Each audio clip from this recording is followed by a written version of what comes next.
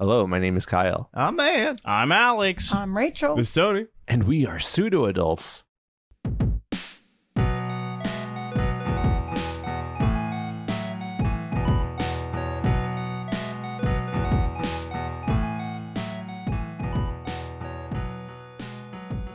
Hello and welcome to episode 177 of the Pseudo Adults podcast. This is a podcast that you can find anywhere that you find podcasts. If you want to watch us, video format, we're on the YouTube Space Zambonie members only page. Just a little as a buckaroo, a montharoo, and you could see us and you could watch Tony's hair progress. Yep. Yeah, and he is getting a haircut this week. So I am. it will progressively get shorter again. Yep. It's like a He's like a garden. Right? He grows too quick. I know this is a podcast, but shut up. It grows too quick. Don't do that. It's like a garden. It looks nice. It looks nice. Thank you. Either side. You got the Jonas Brother look. Yeah. It's Fine. definitely It's growing not my up. hair. So. Nothing wrong with that. I like it. Now you can go, I'm hot. Well, You're just like that. cold, Yeah. and I'm here. Like, yeah, he just walks outside, takes his shirt off. I'm hot. It's like, Tony, it's winter. My nips. You're cold.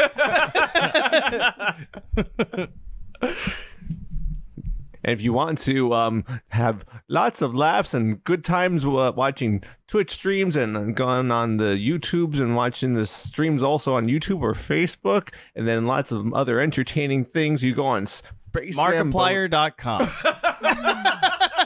Go to youtube.com/Markiplier, Markiplier.com, twitch.tv/Markiplier. Check out an entertaining stream that will make your day. Zuck the Zuck. Oh, we make content too. It's not as good as Markiplier. Not as fighty as Mark Zuckerberg. And we also don't have as deep of a voice Yeah. naturally as he does. No. We can do we want. The quietest place. Welcome to the quietest That's exactly the level he speaks at naturally. Naturally? Yeah, his voice is naturally like deep. Yeah, It's a like little Kratos. rumble. Yeah. that's from all the milk he drank. I watched him Still in react to Meat Canyon's thing of an impersonation, and he loved it. He was like, "I'll voiceover. I want to Yeah, voice over yeah. your I stuff." saw that. Let me Then he voice never over. sent him And then files. he actually he didn't, but he knew every word of it to Yeah. mimic it. Takes a lot of effort. No, that was funny. I saw him doing he was quoting it. Meat Canyon was watching him watch it. That's cool. Yeah. So if you're a pop culture fan, want to level up in life, check out Inner Warrior. And if you're trying to get into an IT career, check out Inner Tech Warrior. All right, so we got some fun things to talk about this episode. I guess first and foremost, we tend to talk about like stuff and stories that we have, especially stuff and stories together. And just a mere I don't know, 30 hours ago or something like that. Closer to. And Alex has deemed it okay to talk about. Yeah. Yeah, of course. Yeah. It was night 2 of the Space Zambonie paranormal investigation, and you guys were the ones who set it up. So I'll let you talk about it. Yeah, let's set it Set up. the premise. So when we first did the Claryville investigation, we premiered it in the theater, and my mom was like, well, one day you have to do my house. And we're like, oh, man, yeah, we definitely got to do that. There's a lot of stories there. And my dad was like, no. So we're like, oh, all right, Yeah. we're never going to do this. So That's what marriage is all about. yeah, just yelling no about doing stuff. We're gonna have a party this Saturday. No. I love you, Dad. No. Now let me French kiss your mom when I leave the house. He did that every day. At least they have a nice relationship. Yeah. Some people just peck each other and call it a day. That's so boring. All right. So then one day my mom is over for like a birthday party or a lunch or something, and she just says to us like, You're going to do the investigation. Like, we give you full permission and stuff. I'm like, well, Dad said no. She goes, I don't care what Dad said. You guys can do it. And I was like, whoa. Yeah. And then my mom calls also me. own this house. Yeah. She's like, it's my house, too. It's my house. But I tell you what to do. yeah. She's the neck of the family. Yeah. And then, yeah, well, we actually did get to do it. But at first, I got the phone call of like, your father says, no, you cannot do it. I'm like, well, you said we can't. Bye. Yeah. Basically, yeah. I'm like, we got in now. That's it. Yeah. So then we decided to split the night into 2 different nights, kind of like we did Claryville, but separate the groups so we can see if we could line up the experiences without necessarily telling one group what the other group found. And group like 1 kind of also having fresh faces too and having a new experience to kind of see like across the board if everyone can have a similar experience. And then you guys were night 2. So night 1 went well. I think it was a fun night. But you guys are all here for night 2, so let's talk about night 2. Well, I was gonna ask first. Night 1, did you guys feel like you got any evidence? I don't know if you reviewed anything yet, but yeah, I think so. Yeah. okay, Yeah. Felt heavier first night. Second night was much lighter. yeah. I don't know if it was the saging after the first night or what necessarily happened, but But that's interesting because that's like the opposite of what Claryville was, right? The first night there really wasn't much at all. But I think it's also based on us, right? Like, because when we did night 1, people were more like afraid, like Jenny and Sarah. But I think that's because like what we were getting was scaring them to an extent. And like Bridget got when Bridget. All right, let me just explain. Were all this these first. people familiar with your childhood house also? Like every single one of them? Or like everyone that was there night 2 was like, yeah, I've been here a ton of times. Nothing about this house is unfamiliar to me. Yeah. Where it's like, if I went to your next door neighbor's house, I'd be like, Right. Yeah. Yeah. So no, Sarah and Jenny probably had never been there either, right? It was Jenny, Sarah, and Bridget had only been there like once or twice. Nothing absolutely crazy. Because and then Dan's been there all the time. Yeah. And same for me and Matt. So I guess it's like a mix. You know, some people that were there were some, constantly. yeah. Yeah, and then others that weren't. But first night, a lot of the evidence we found is like from the spirit box, and like lights flickered at some point, like at 2 different spots at the same time, which is like a little weird. And well, when you say lights flickered, you mean like flashlights, or you meant you had the lights on? the tactical light, that's when the battery first started going. Out of nowhere is when also upstairs the light in Mom's room went like flashed. Oh, so that also scared Bridget because but basically everyone did the spirit box and everyone heard their name. That's something that like everyone got to experience. When Bridget heard her name, that like shut her down for like 2 hours, maybe an hour and a half. Yeah, the Estes method did not sit well with her. After that, she was like drained. Yeah. interesting. Neither did the 2 slices of pizza, but that was later in the night. No, sorry, 3.5 slices of pizza or whatever. Yeah, I can imagine. Yeah, at 2 in the Shit morning. would also shut me down. Yeah, probably not great. Yeah. But yeah, and then Sarah, she heard her name on the Estes method too, and then later on, I'm sitting upstairs doing it, and after I hear like "get in there now," which is like a weird across multiple stations, I heard Sarah, like the Ring grudge weird sounding fucking voice for it. And then I told Sarah, and she's like, that's the same voice I heard when I did it. So I think that made her spooked, and then it made Jenny and Dan didn't even do Estes. Oh wow. I gave Dan the bye. I said really quietly to him when we were in the basement. It's on camera because we were filming everything the whole time. Yeah. I'm like, don't worry, I'm not gonna. You don't have to do the Estes method. He goes, thanks. And then later on, like Sarah was like, oh Dan, did you do the Estes method? I'm like, no, he didn't do it yet. Don't worry about him. But and then Jenny got afraid to do it too, I guess. But yeah, so it was a lot of fear in that first night. Then no, towards the end though, not really like the whole night. It's like it comforted you, everyone as it went on. Because to be honest, me and Matt were doing Estes. I wasn't afraid at all. Like I think me and Matt were fine. Yeah. The whole time. Even Dan wasn't that bad at all. Really? Yeah, oh Dan wow. did really well. Oh, that's awesome. Yeah, he wasn't really scared. He had nothing bothering him. So I think he was like, Claryville, something was like targeting me. I'm like, hey, Nat, it's targeting your sister. I said, you guys failed to reclaim the family name. Because they were like, Sarah's like, I hope I'll do the family name a little more proud because the way Dan was in the first video. And then she was like scared. But she was cranking on him hard, and like the whole Discord conversation that we were having, she like, played up a game. Yeah, she was playing up. She was like, "Yeah, look at this guy," and she was talking about Dan and being like really scared. And then she was the one that ended up getting a little more startled. Oh, yeah, that's so funny. It's a genetics. Yeah, I wouldn't even say that she was like scared or terrified. She's just like spooked. yeah, I guess, yeah. Chilled. But it's that's still a form of fear. Yeah. No, yeah. But I was saying that's interesting because you guys were saying that the first night felt heavier, and it could be because of their mindsets going into it and like that whole thing. But in terms of the people that were there, who would you say were like more skeptical, or who were more like believers? Jenny and Sarah. Yeah, were the more big time. skeptical ones, Yeah. and they're the ones that were spooked. Yes. Wow. They're That's the ones interesting. that even on the interview were like, Jenny's specifically said like she didn't experience night 2 of Claryville. Yeah. So she didn't have what we were talking about. She's like, I didn't have that experience. So to her, she only saw it on the evidence when she watched back the video. Right. Which to her is not the same as like as experiencing it. yeah. Yeah. And by the end of the night, she said to us, she's like, I think what you felt night 2 of Claryville, I ended up feeling here. Wow.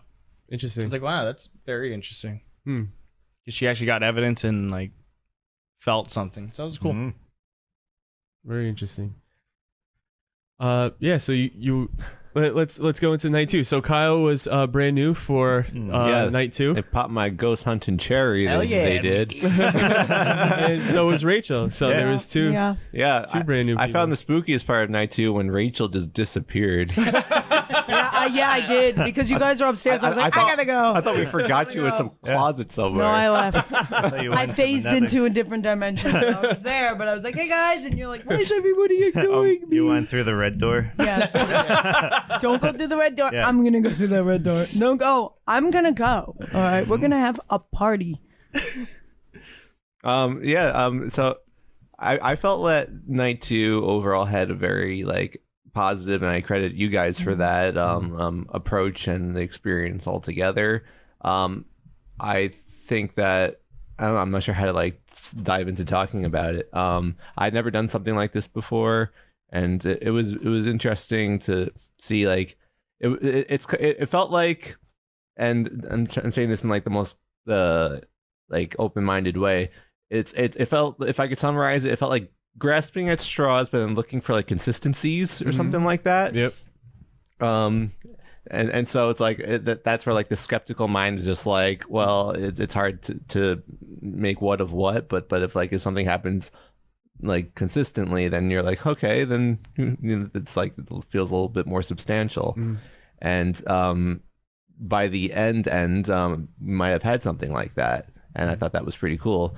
I get chills when talking about anything, but I had a lot of like a goosebump chills moments throughout the experience, which was pretty cool. And it's not something you do all the time, so I thought it was a cool experience. Awesome. Yeah, there's something funny and like weird about talking to things. Like we're talking to a box, and then we're talking to a recorder, and then we're talking to hey, can you walk past this REM pod, and can you touch this bear? And they're like saying it to in the moment nothing is like such a strange feeling. Like when me and Anthony, we put the REM pod in front of my parents' door, and we stood on both sides, and we started like, oh, if there's a pet and animal here, let's call like a dog, like maybe that'd be more responsive. So we're in both ends of the hallway, like, come here, and then I like stopped, and I was like, this is the weirdest I felt doing ghost hunting. We actually were upstairs sitting there because we weren't getting much, like towards the end before I left. And we have our cameras at the door just listening to, come here, boy. Yeah. We have that camera where we're like, and we're just legitly. We're staring at the scare bear with the camera, and you just hear, "Come here, boy, come here." Oh my God. I was like, "This is hilarious." Yeah, I like this is strange. Yeah. Yeah. All right, guys. Oh my God. You're like, cool. I don't know what's happening down there.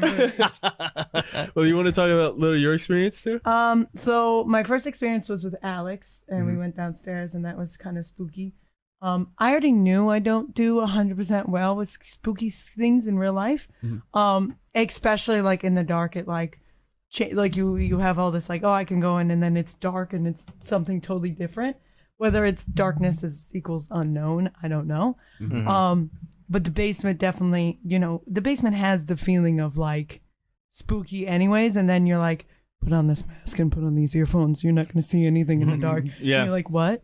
So, so we did that and that was spooky. We got some stuff on there. We weren't getting a lot of stuff in the very beginning. We were like in the finished side of the basement. There was nothing. Like we were there for like 20 minutes and there was nothing. And then we went on the unfinished side and there was nothing for a little while. And then we went to get up and leave. And then there started to be like a ton of stuff. Like I heard my name four times. It was like 3 and it was like a girl and then a boy. It like almost sounded like muffled, but it was like clearly, like it sounded like my name clearly. And then we're like, oh, okay. So we stayed down there and we did the Estes method. When I was doing that, there was a lot of voices. There was all different voices, but there was like consistent voices. Even when I took it off and it was here and we were just having conversations, we could hear things like still being saying said. stuff. But when we had it unplugged, it was different. Yeah. All of a sudden it went like just regular. But when we had it on the earphones, it was starting to say things. Like it didn't want everybody to hear. It just wanted somebody to hear, but not everyone. It was weird because like even when Rachel was sitting there listening to it, I'm asking questions and I could hear the Like it was actual and it sounded voices. like sounded like something was still, from my point of view, sitting outside saying Rachel. Oh, wow. And she wasn't saying anything. So I was like, that's weird. Like I hear it from her headphones, but she doesn't even hear it. It was hard because like a lot of the voices, I feel like it was having trouble like using it because it would be just right there where I was like, I can almost make out the words it was saying. It was clearly a voice like consistently. And then there was a girl voice underneath that. It almost felt like it was like the lower, I don't know. I think did everybody do the Estes method here? Yeah. So you could tell there was like a higher pitch noises and then there was like lower pitched certain words and stuff. So I could hear a consistent like, kind of like the same word over and over and over and over and over. And I was like, I'm just not going to say that because it's the same thing over and over, like stay. I heard a lot and I was like, I'm not going to say that again. Yeah, I was like, I'm not going to hear that again. There was a few things I heard a lot of like, less of like words and more of like you go, like kind of stuff in the actual earphones.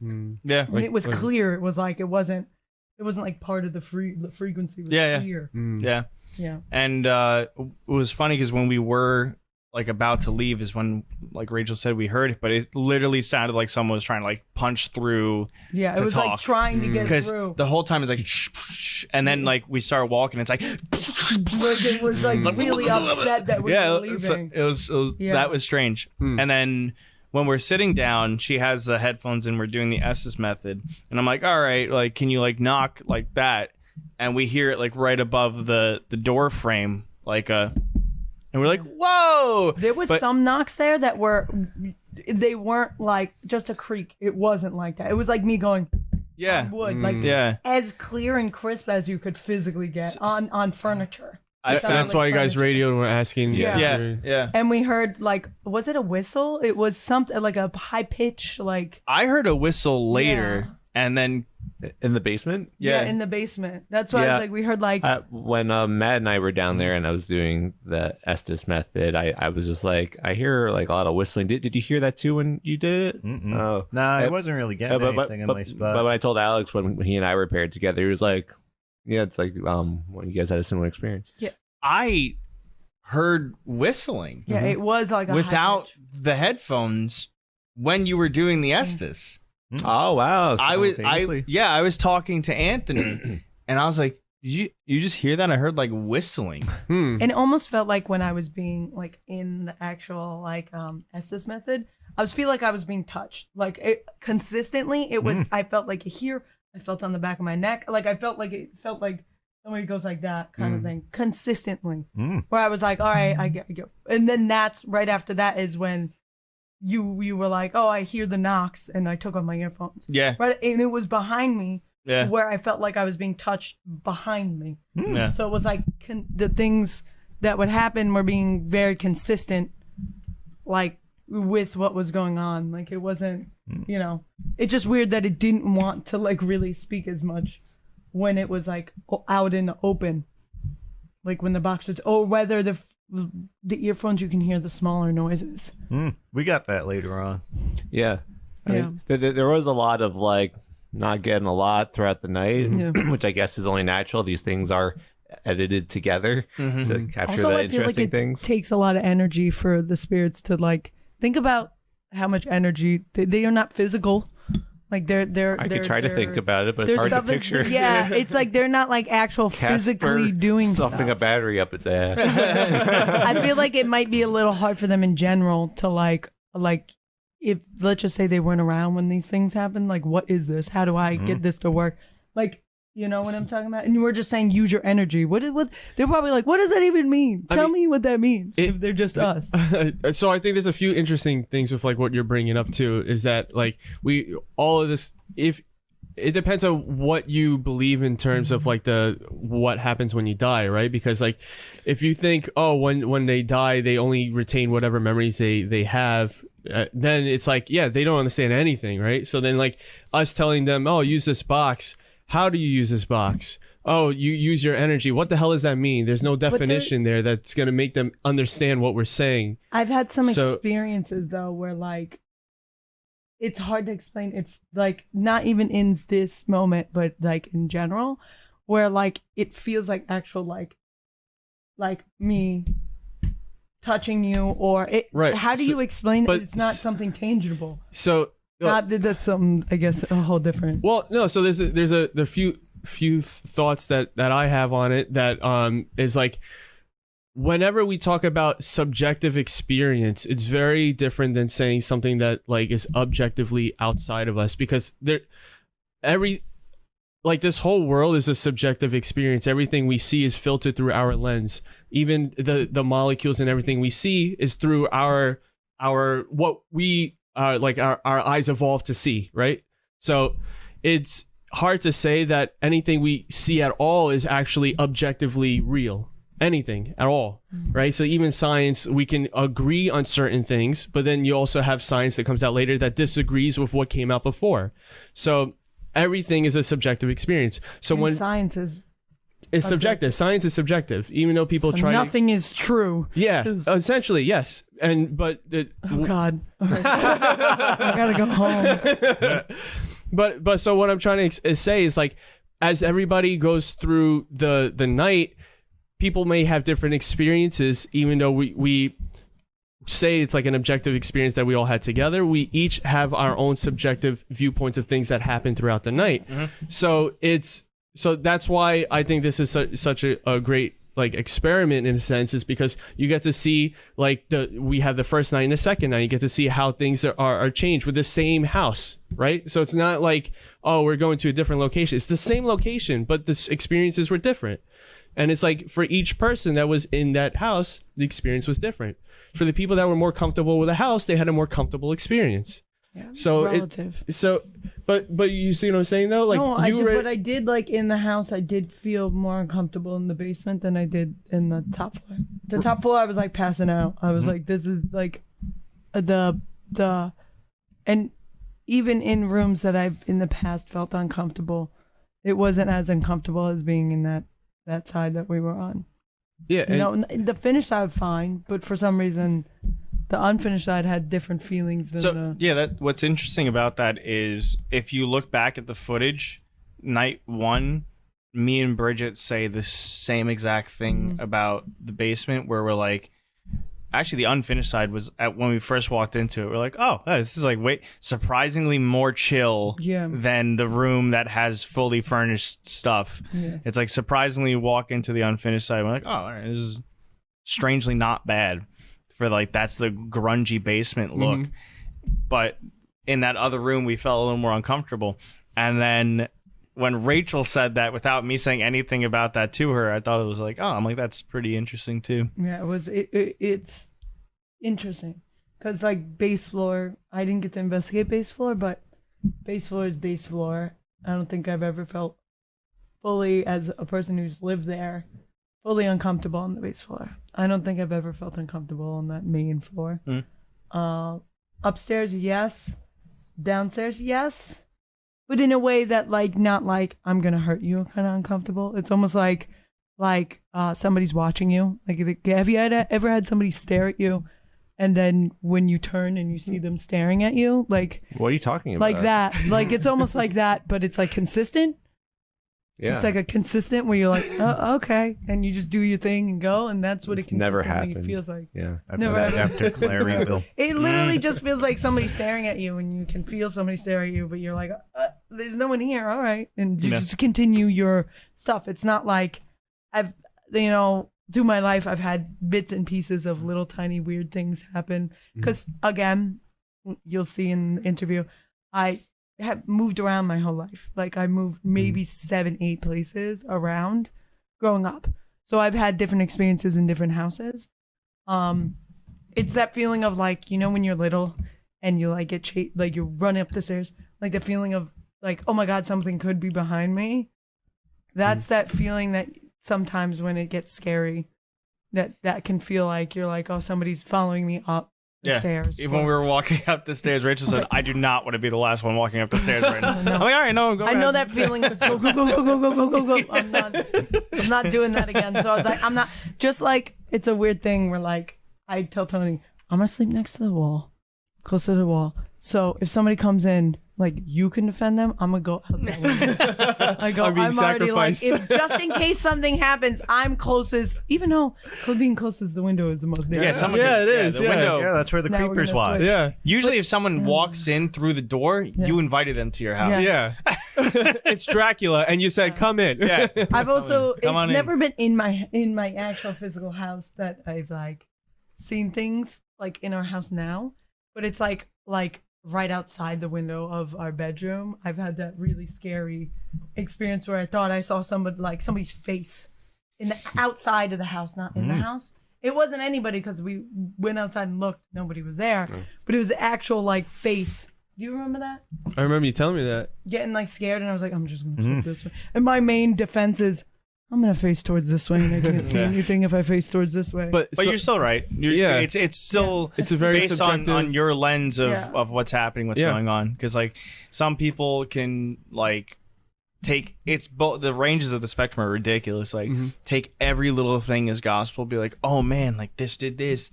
Like when we had the thing next to the Mac and it was like spitting out words like crazy. Even though everyone's reaction was like, oh my God, it said Joe. I was like, yeah, but still, like, yeah.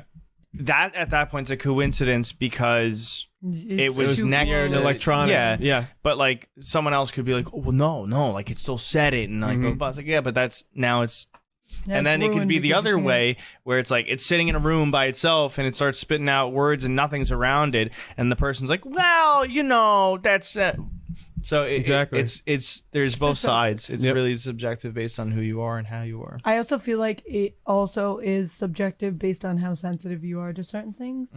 Like I was saying before, I moved around a lot, but I have people in my family that have specifically seen certain things, like some people call it the Hat Man a lot. Yes, looking at you. Alex has had some experience people, with that, my man. cousin has this One. thing where One was enough. it's not so much a hat man because it doesn't have a hat. I've confirmed. But she has this thing where Hatless if man. somebody, Some call it man. before somebody passes away, she always sees, like, it's almost like she can move when it's happening, so it's not like she's getting like sleep paralysis. But she'll see like this black figure at the end of her bed always, and it's just a guy. Like a It shadow just figure. stands there, you just said. stands there, doesn't do anything, and then she'll close her eyes and it will be gone. But the next day, she always finds out like somebody passed away in her family. The Yeah, night that's a of her dad phenomenon. dying in the house, the house that she was in, she saw that and she knew that it was her dad. And then 10 to 20 minutes later, the mom goes and checks on him because he was in hospice and he was in the beds in the living room, because they couldn't. It was upstairs, so they couldn't bring him up. They went and checked and he died. He passed away. So she consistently sees that person, like even if it's like a distant family member, consistently.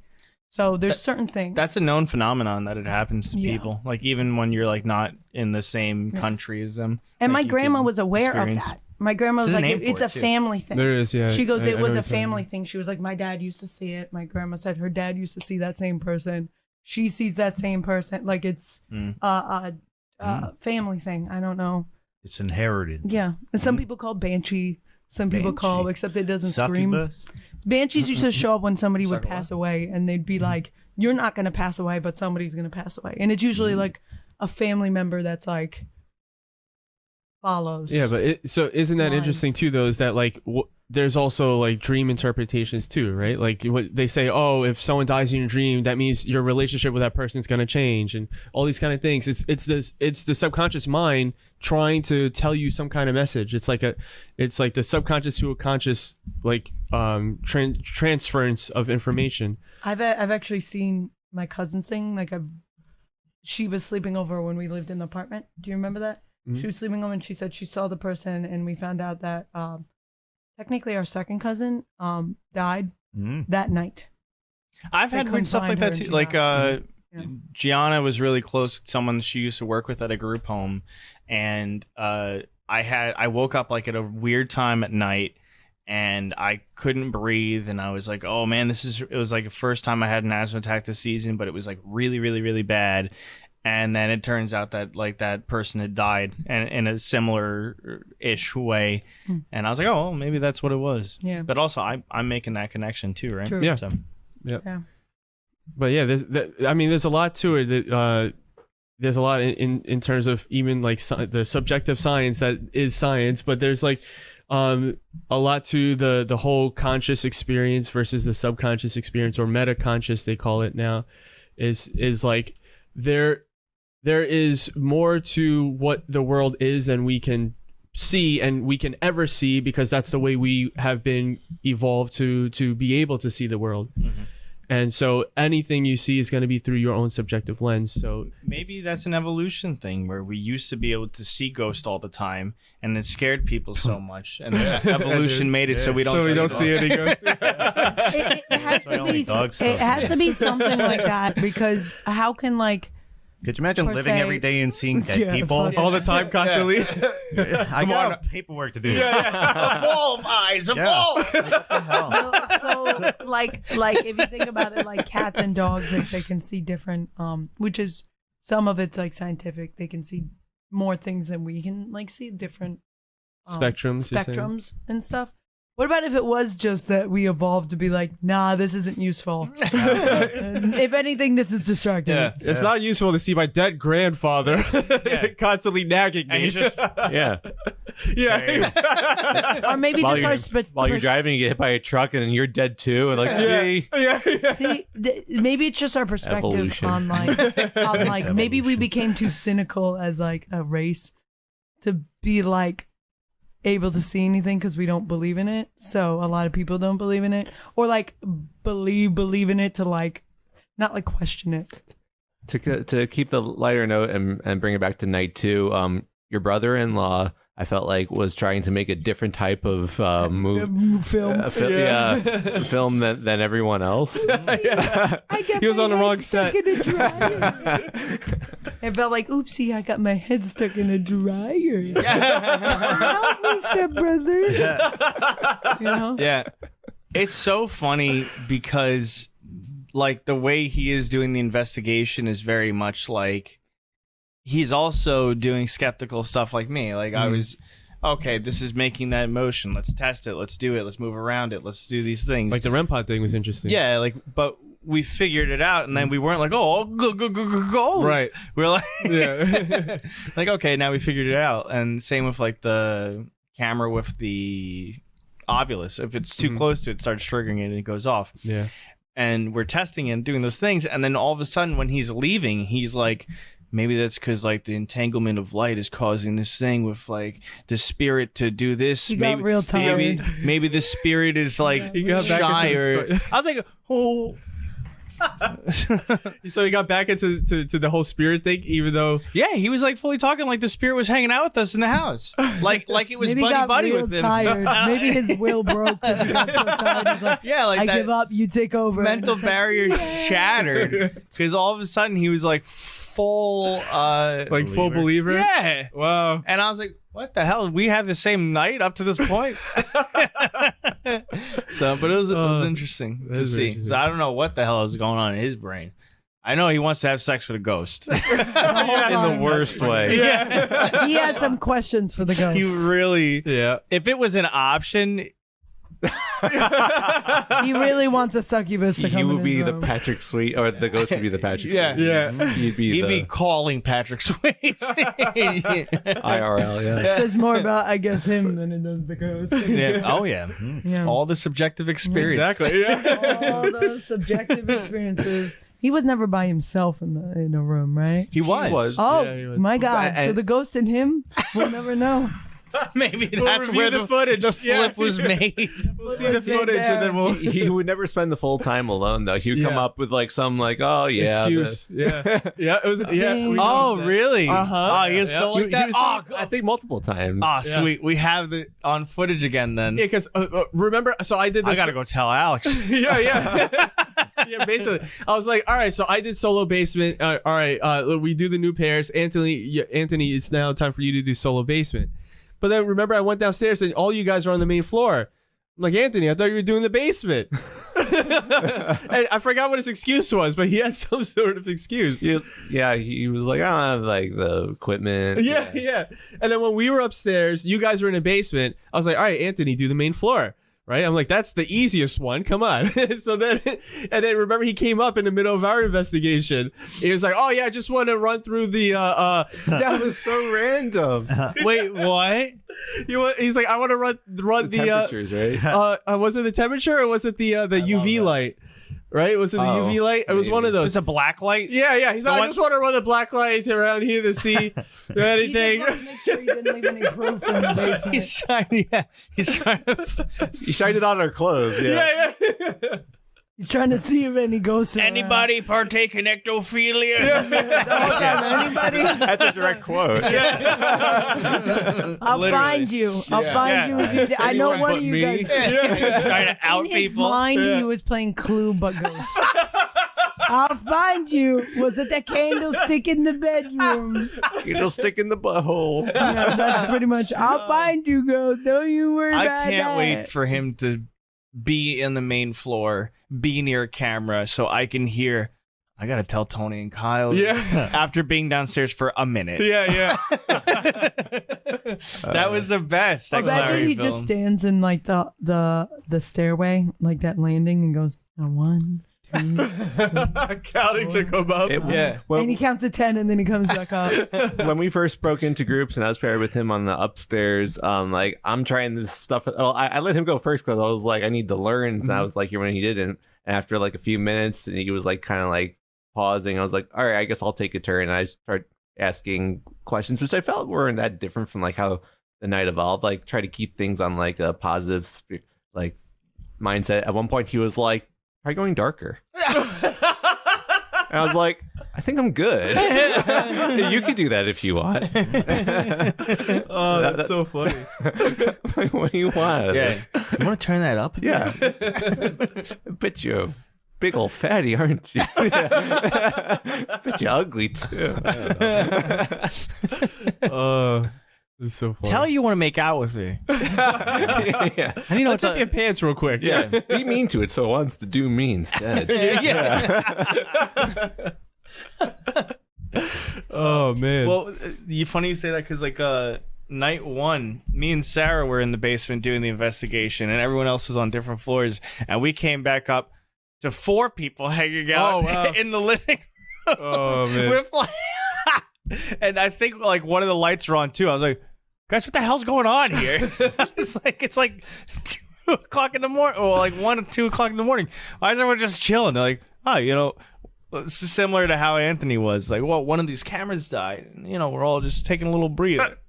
Oh my god. Like, Bridget was already chilling in the room, and it was just funny to certain times that happened. I was like, man, I want to be the person that you walk up and is just chilling. Just hanging out. Just plucky ducking in Hampton's house. Yeah. At the very end of the night, too, me and Matt were recording, chilling on the sofa with the spirit box, with the Ovilus and the voice recorder. Mm-hmm. And we were literally like, yeah, we could like nap right now. This is like really comfortable. I was close. Yeah.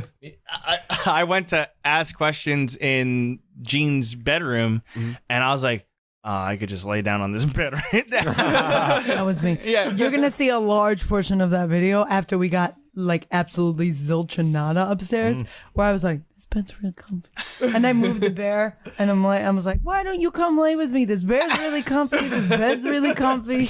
And Tony's just filming. I was like, I'm not sleeping. I'm I'm really tired. There was a well-placed creepy doll in the upstairs. Like getting down in the night vision. Oh my god, the one in the other chair. More like classic doll, like oh, okay.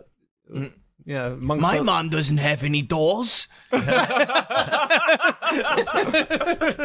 be great. There's no toys upstairs. I'm waiting for that type of thing. Like, Kyle, you weren't even there. Kyle, it's this weekend. We haven't gone yet. What the fuck have we been talking about? Sports. The whole time. Life is all about perceptions, y'all. So if that night did happen, Alex left like in like the late into the night. We had like another like hour or two to go. Yep. and And you woke. So I went home earlier, and my in-laws who live in that house were sleeping over our house. So the dogs were separate, and this is my story for the night. Not really spook, kinda.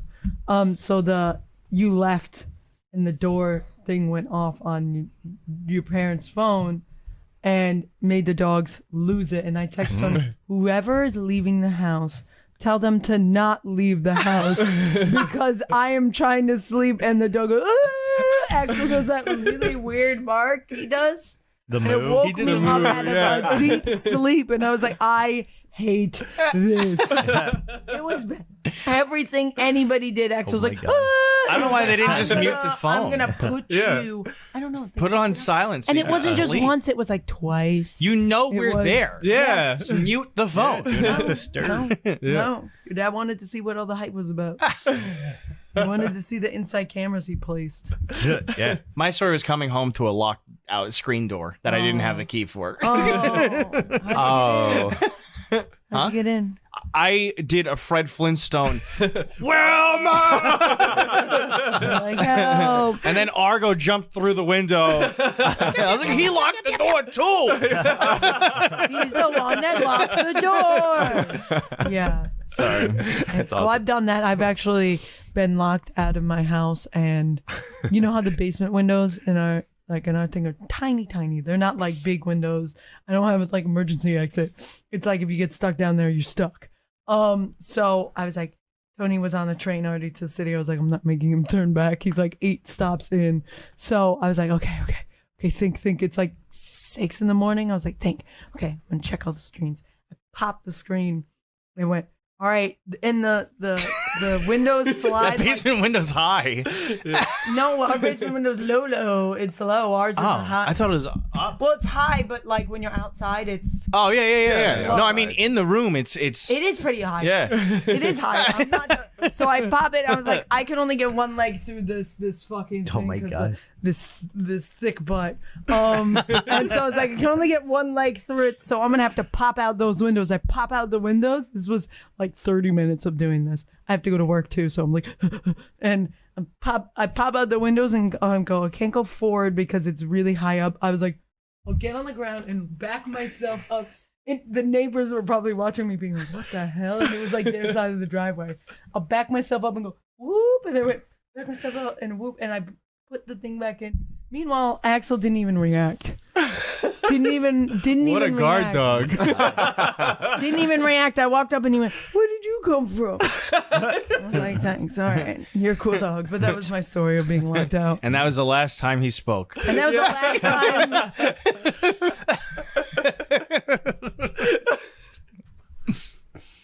So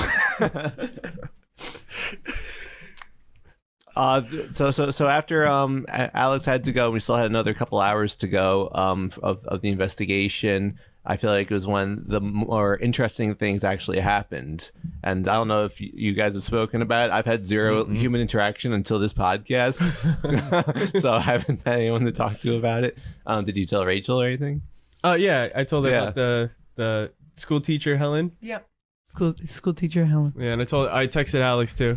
It started in actually the unfinished side of the basement, where we heard some like consistent voices trying to make out some words and some things, and then it just kind of stopped. And I think it was you guys that were just trying to be like, well, what room would you rather talk to us in? And we're just trying to look for any type of response, reactions, and then for some reason I think the bathroom was the one that got the most. So we went back into, I mean, like we've been there throughout the night, but like we collectively went in there and chilled in there, and that was where I think like the most happened. Which is pretty cool. Yeah. As soon as we like squatted down, we got our names like pretty clear. I think it's spooky that because we live there, that ghost was watching us shower and poop.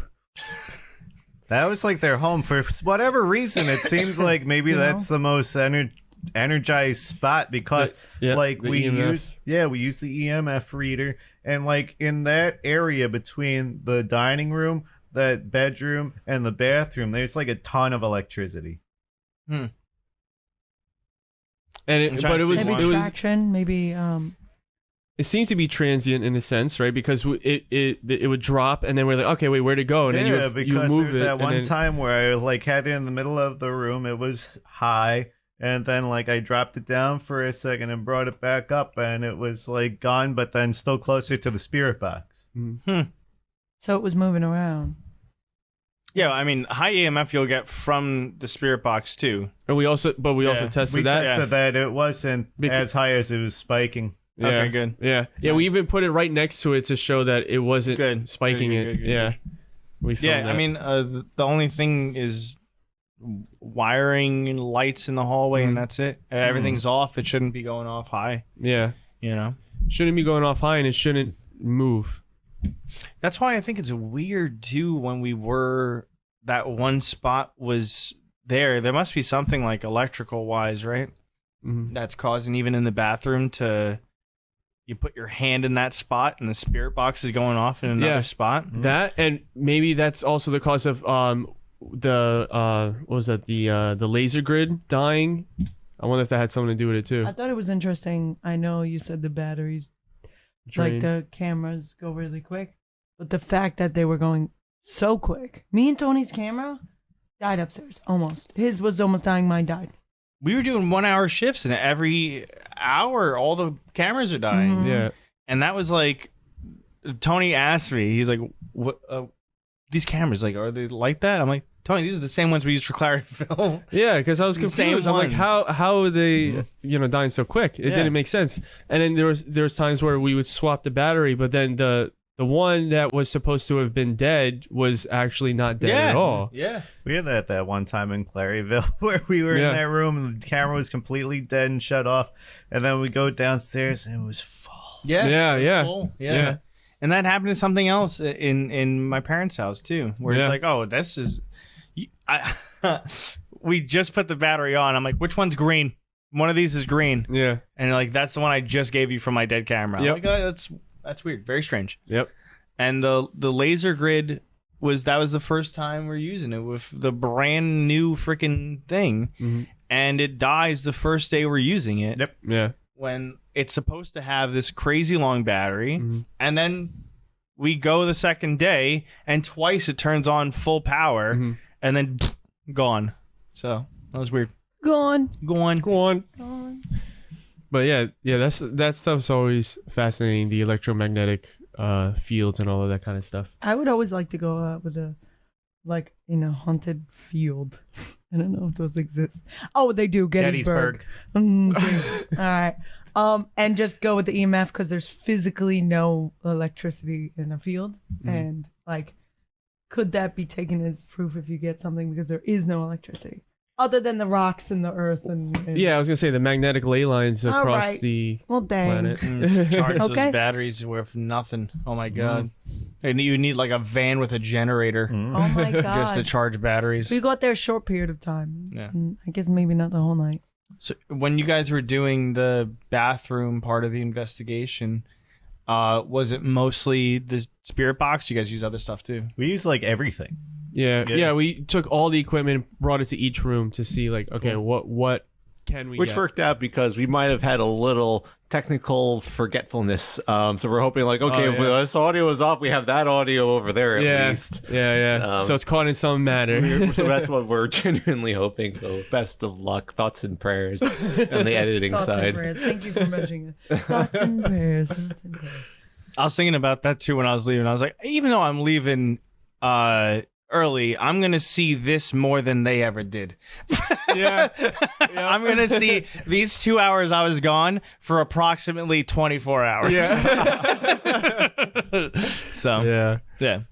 But no, I'm interested to see if there's going to be any EVPs for any of the nights, because that's all the stuff. Most of the time, like that's the thing that you're like, well, how is that working, right? Like, because the radio, okay, fine, because it's going through voices, it's going through stuff, and then if things would pop up, it's still weird, but it's like your ears could play tricks. Yeah, and but then with the EVP, there's like nothing going on, and then you're still picking up something. That I always think is interesting. We have 2 weird ones already, and nice. We only went through a little bit. One, you could hear like a little whisper, but we can't make out what it's actually like. If it's a whisper, what it's saying. Then 2 is when people were walking on the stairs, right? So it's hard to tell what it is, but it's not floor creaking, people talking. There's one that sounds like a Tarzan yell. I'll play that one. What? Yeah. Okay, so it's I'm gonna go back. Here, you want to take it, just press play and put it next to your ear. It sounds like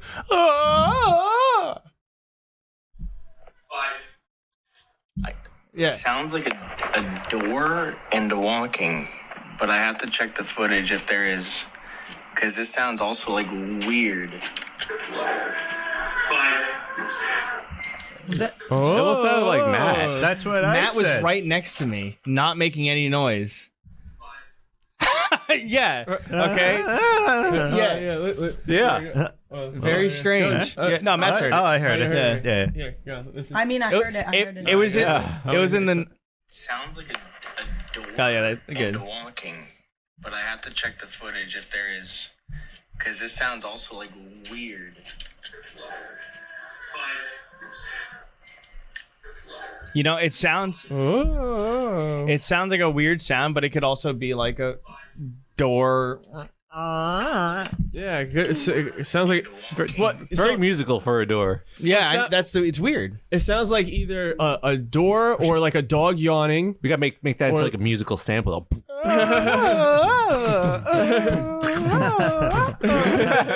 Oh yeah. But it could also sound like a dog, like when a dog yawns. Or, that's another Alright, so thing. you ready for this one then?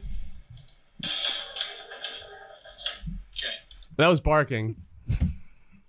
Well, let me hear it. Yeah, hear it again. You put. That was a dog.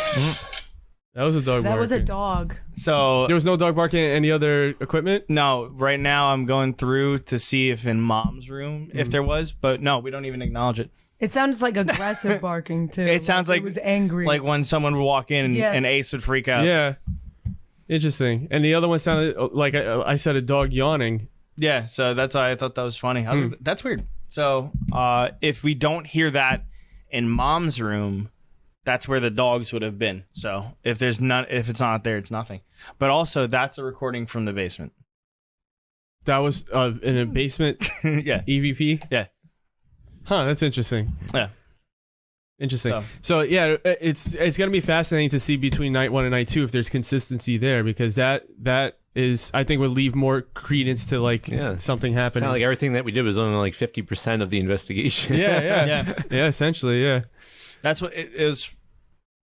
When you look at it, how it's actually going to be set up, right? There's 4 DVR cameras that ran for both nights, which is like, what, 6-7 hours. And each of those you watch through like twice. So now each one 6 hours, watched through twice, 4 cameras. And all of us had a camera, 6 cameras. For the most part, they're going off the same like 7 hours. Yeah. Check through all those multiple times. And then you got the audio and then the spirit box lining everything up. And that's why it's like, okay, takes a long time. Yeah. A lot to do. Yeah. There's a cool part where I was like, why was I, when we were paired together, I was just like, can you make noises? And I was like making noises, and it sounded like it played back my noise to me. Oh, like an echo? Essentially, it I don't know if it sounded like my voice, but it was like someone was like copying me. Oh, wow. Yeah. That's interesting. It sounded like, I think 2 things you said, it was like it repeated back. I was like, oh. Wow. Yeah, and it had like the same inflection too, where it was like hard to ignore, and it'd be like coincidence, like, oh, wow, that's interesting. And I also heard humming when we asked it to sing upstairs, right? And I was like, whoa, that was weird. I was like, I heard like a hum, and you didn't hear it. Yeah, no, yeah, I didn't hear it. Was that in the bathroom too? That was upstairs. Oh, upstairs. After we heard like school schedule and stuff. Yeah. Okay. Yeah. So it was a cool experience. Thanks for inviting me. Thank you for coming. Big time. Mm-hmm. And now we'll go on to our other standard topics of like things that we saw and checked out. How about that? How about that? Yeah. If you got a problem with that, Catch me outside. How about that? How you doing? I don't know why that popped into my head. You know what it's from. It's from Big Albert or Big where he's Fat Albert. No, it's from the one anymore. where his wife is big and Eddie Murphy plays both of them. Oh, yeah, Norbert. Yeah, Norbert. How you doing? How you doing? I don't know why that. How you doing? How you doing? Yeah, okay. Wait, that was from Norbert? I thought It's also from Friends. How you doing? Yeah, no, I know, but I thought you were referring to that other Eddie Murphy movie where he played all the characters. Nutty That Professor. Nutty Professor. Yeah. Which one of the 5 movies? Yeah. He played in that the whole movie too. So if it sounds like that, it's probably because he's the same person in both movies. All right. Cool. In terms of like actual like new releases, I think the only thing that anyone here saw was Ninja Turtles. Mm-hmm. Yeah, Mutant Mayhem. Oh yeah, It was awesome. It's cool. Oh, everyone here but me saw it. Sweet. Got to get on that now that you're lonely. Oh my god. Damn. Yeah. You gotta go watch it. It's cute. I'd love to hear what you guys have to say about it. What do you think? It was a lot of fun. It was super entertaining. There was a lot of good humor in it. And it was cool to see the Ninja Turtles back on screen again. Yes. Instead of giant CGI monsters. Yeah. Hey, this was good. I enjoyed this. Were you I No, they did. weren't giant CGI monsters. The Michael But just Bay not ones. that. Yeah. Yeah. This movie, they're CGI, so it's different. Yeah. They're completely CGI. I completely enjoyed it. I have no complaints God, yeah. about it. Literally no complaints, which is hard nowadays. No complaints. I liked the fact that the turtles were actually teenagers because I feel like in a lot of media they are not treated They're as already teenagers. like young above adults. teenagers. Yeah, They're like yeah. 18 Yeah. or 19. They're breaking the teenage limits. Oh, I like yeah. seeing them become Mm. the Ninja Turtles and not just like be the Ninja Turtles. Yeah. Like them finding what like who they are and what they like and seeing their personalities come out like as they go, and you're like, oh, okay, he, you know, like Raph is really angry, and this is, you know, like it makes sense that this is what he would do with that, and you know, like I enjoyed it. I like Raph. Raph's my favorite character, so seeing him as like a baby, very round, the biggest baby out of all of them, I was like, this makes sense. This is how it should have been. It was cool because I Yeah. think if you like a specific turtle and you're watching for that turtle, for the most part, you're gonna have like a good time. Mm-hmm. You know, like what like Donatello, and at first I was like, oh no, that voice, I'm gonna fucking hate this movie. I think it also helped that I had AJ sitting next to me. It made me forgive the movie for a lot of things because I was like, oh yeah, he's watching it too. Yeah. So there was definitely a few points where I was like, oh, this is like weird because the Bebop and Rocksteady were just animals the whole time. They weren't like people into animals. Like, I think they were kind of like how like boneheaded they were, because that's how they really were. They weren't smart, and I like how they just had them like playing video games. They were there, but they weren't like the main people there, because they're always kind of the main people. So and then like Superfly wasn't Baxter Stockman; it was his pet. So there's like a lot of all of Splinter. Yeah, just Splinter. Like, Jackie Chan. all of Splinter. I was like, oh, okay, Yeah, a bold choice, choices. Yeah, but fun. Yeah, all of the stuff at the end, I was like, this is a children's movie. You're like, wait a minute, this is a even how movie. he trained them. yeah, It's like, this is like very Different. interesting. yeah. There's But I no kinda Hamato like it, Yoshi. though, because like, yeah, okay. I think if we hadn't seen it so many of the same ways, like all the time, like 80s, the other show, TMNT, the Michael Bay movies, where it's always like, okay, this is what happens, this is what happens, this is what happens. Yeah. So for this one to be like, okay, well, actually, let's make it refreshing and all of it just be fun instead of like. But I don't know how the hell they're gonna do Shredder's origin. With, I was thinking the same thing. Logically, for me, there's nothing logical about this movie because turtles don't fight crime. Wait, what? Yeah, it's just Mine that, like, if it did happen, which if, realistically, he probably found a videotape that trained him how to do crime. In New York City. Yeah. I don't know how they even have signal.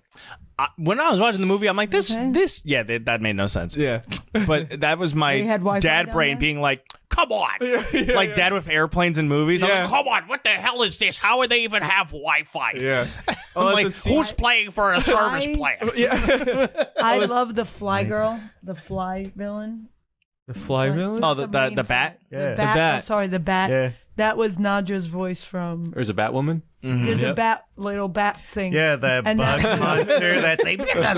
Yeah. That was the one that flew. Oh, with yeah, the the really bat shrill one. voice. Yeah. That was Nadja from What We Do in the Shadows. And I was like, I know her. Oh my god! I was very, She's my friend. I was very text her right excited. I was very excited because I didn't know that she was gonna be in this movie, and I was just like, whose voice is that? I was like, wait a minute. Yeah. Yeah, it was. She did very good, and it was funny they put her as a bat, and I was like, okay, this makes sense. Makes sense. Yeah. Yeah. I She was had like, a this niche makes sense. for- Yeah. Wow, that Yeah, took she's a way niche. too long to click. You've told me that like twice. Like it was from the What We Do in the Shadows. Like that's cool, and then it's a bat. Now my brain's like, oh shit. Let's connect. Yeah, there was a lot of other people where I was like, is that? It made you think about the Paul voices. Rudd was so good. Yeah. Oh, yeah. As Mondo Ah, Gecko. he was Yeah. so Oh, good. yeah. Very good. Yeah. I loved his Very good. character. I like so how he funny. was so much like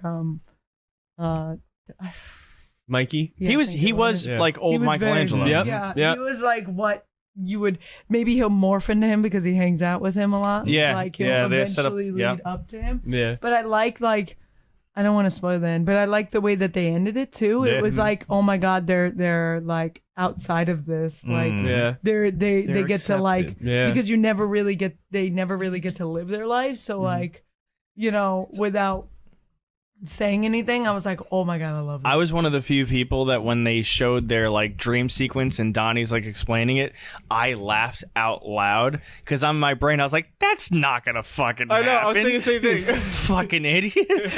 And then the movie's ending, and I was like, "Oh my god, what the hell?" It made you feel for them. Yeah. Like at the very beginning, being like they're actually teenagers. Yeah. Yeah. And like think about you being a teenager and not being able to interact with anybody, see anything, the chances of you ever doing that are like zero. It's like I being those kids understand. that were chained up by their parents. Yeah. Yeah. Yeah. Oh my God. Yeah. I think they had an interview with one of them. And anyways, I Is this all in love. the movie? Yeah. Wow, that's a fucked up plot. I really like Master Splinter Jackie Chan. Yes, Jackie Chan. I know him. Yes, you do know him. You met I him know personally. that guy. You guys are friends. I like the way they portrayed him, like as like a dad. He is a dad, Yeah, he's and their daddy. he's gonna worry because he had all these experiences. I like how they showed his backstory. Also, they took a time to section for him to have like his little moment to shine. Like he was like, I only had one friend. And it was a cockroach. It was really funny. It was very His funny. origin story was great. Yeah, I like how just- they just I squeezed liked- it in. I Being liked like, his I give you point. long story this time. I like his like I like how like he really cared about them, and he was worried about them, even if they were trained the same way in like the same time. It was like I still worry about them, and like they're gone all the time. So I felt They're so bad for teenagers. him. Yeah. I felt so bad for him in this moment where like he had everything set up and Yeah. pizza right after we're throwing a party. You're like, I like feel Chris so Pine bad was for in the you. movie. Yeah. And All the Brett. Chris's. And, Oh yeah. All the Chris's were in the movie. yeah. Okay. You'll figure it out. They do a good job in the They movie do. too. They are like Yeah. the best. They do a stand-up job. Yep. They do. I really enjoyed it. This is a movie that I haven't seen a movie where I was like, I really, really enjoyed it. Yeah, thinking about it so much afterwards. I could watch it again. That No, takes me a too, lot for yeah. me to go. Mhm. I could watch this again and again. Yeah. and Yeah. be totally okay with this. It's probably not a popular take. I liked it more than the Spider-Verse 2. Yes, Likewise. I did too. Yeah. I did too. To be Yeah. honest, it was more lighthearted and Yeah. and Spider-Verse 2, like halfway through, I was like, oh, now this is the plot of the movie. Oh, now this is the plot of this one. I was like, oh, yeah, sweet. A fun ride, like the yeah, whole and way it didn't through. feel Yeah. like it took forever. It didn't feel like it I wanna took see that. forever, and it was good. I feel like what they should have done with the Ninja Turtles is because for Barbie, they brought out pink popcorn. They had like pink Whoa. popcorn for the premiere. Yeah. They should have done green popcorn for this Yeah. premiere. But of course, Have it in the In a- like TCRI container. Yeah. Oh, Uranium that'd be popcorn. cool. But, yes. Oh, yeah. maybe when they do the second one because Marketing. you know, come Reach on, out. I'm good. Sometimes we're good. They owe at you this, okay? royalties. Yeah. I'm telling you what. And then we when they want. make Shrek movies, you just do the same thing. Yeah. They do Just it for every recycle other it. movie. Oh, sweet. Shrek Shaft. Yeah. They do it. Popcorn. They do it for every other movie. The least you could do is sell pizza for the Ninja Turtle movies. We should have smuggled in a box of pizza and been like, Whoa. Oh, that would have been sick. yeah. I would have loved to eat I'm pizza sure and watch I've that. seen people walk in with Chick-fil-A. Yeah, but that's not 'Cause pizza. it's right Yeah, there. Chick-fil-A is right next to it. Yeah, they were like, I've seen people walk in with like whole trays of like stuff from other restaurants. Like they don't stop them. People- I got stopped before. Oh yeah. Oh. Like, way back in the day, or No, it wasn't that long ago. Well, to find Really? back in the day, we were getting up there. 5 years ago? no. Oh, Maybe 7.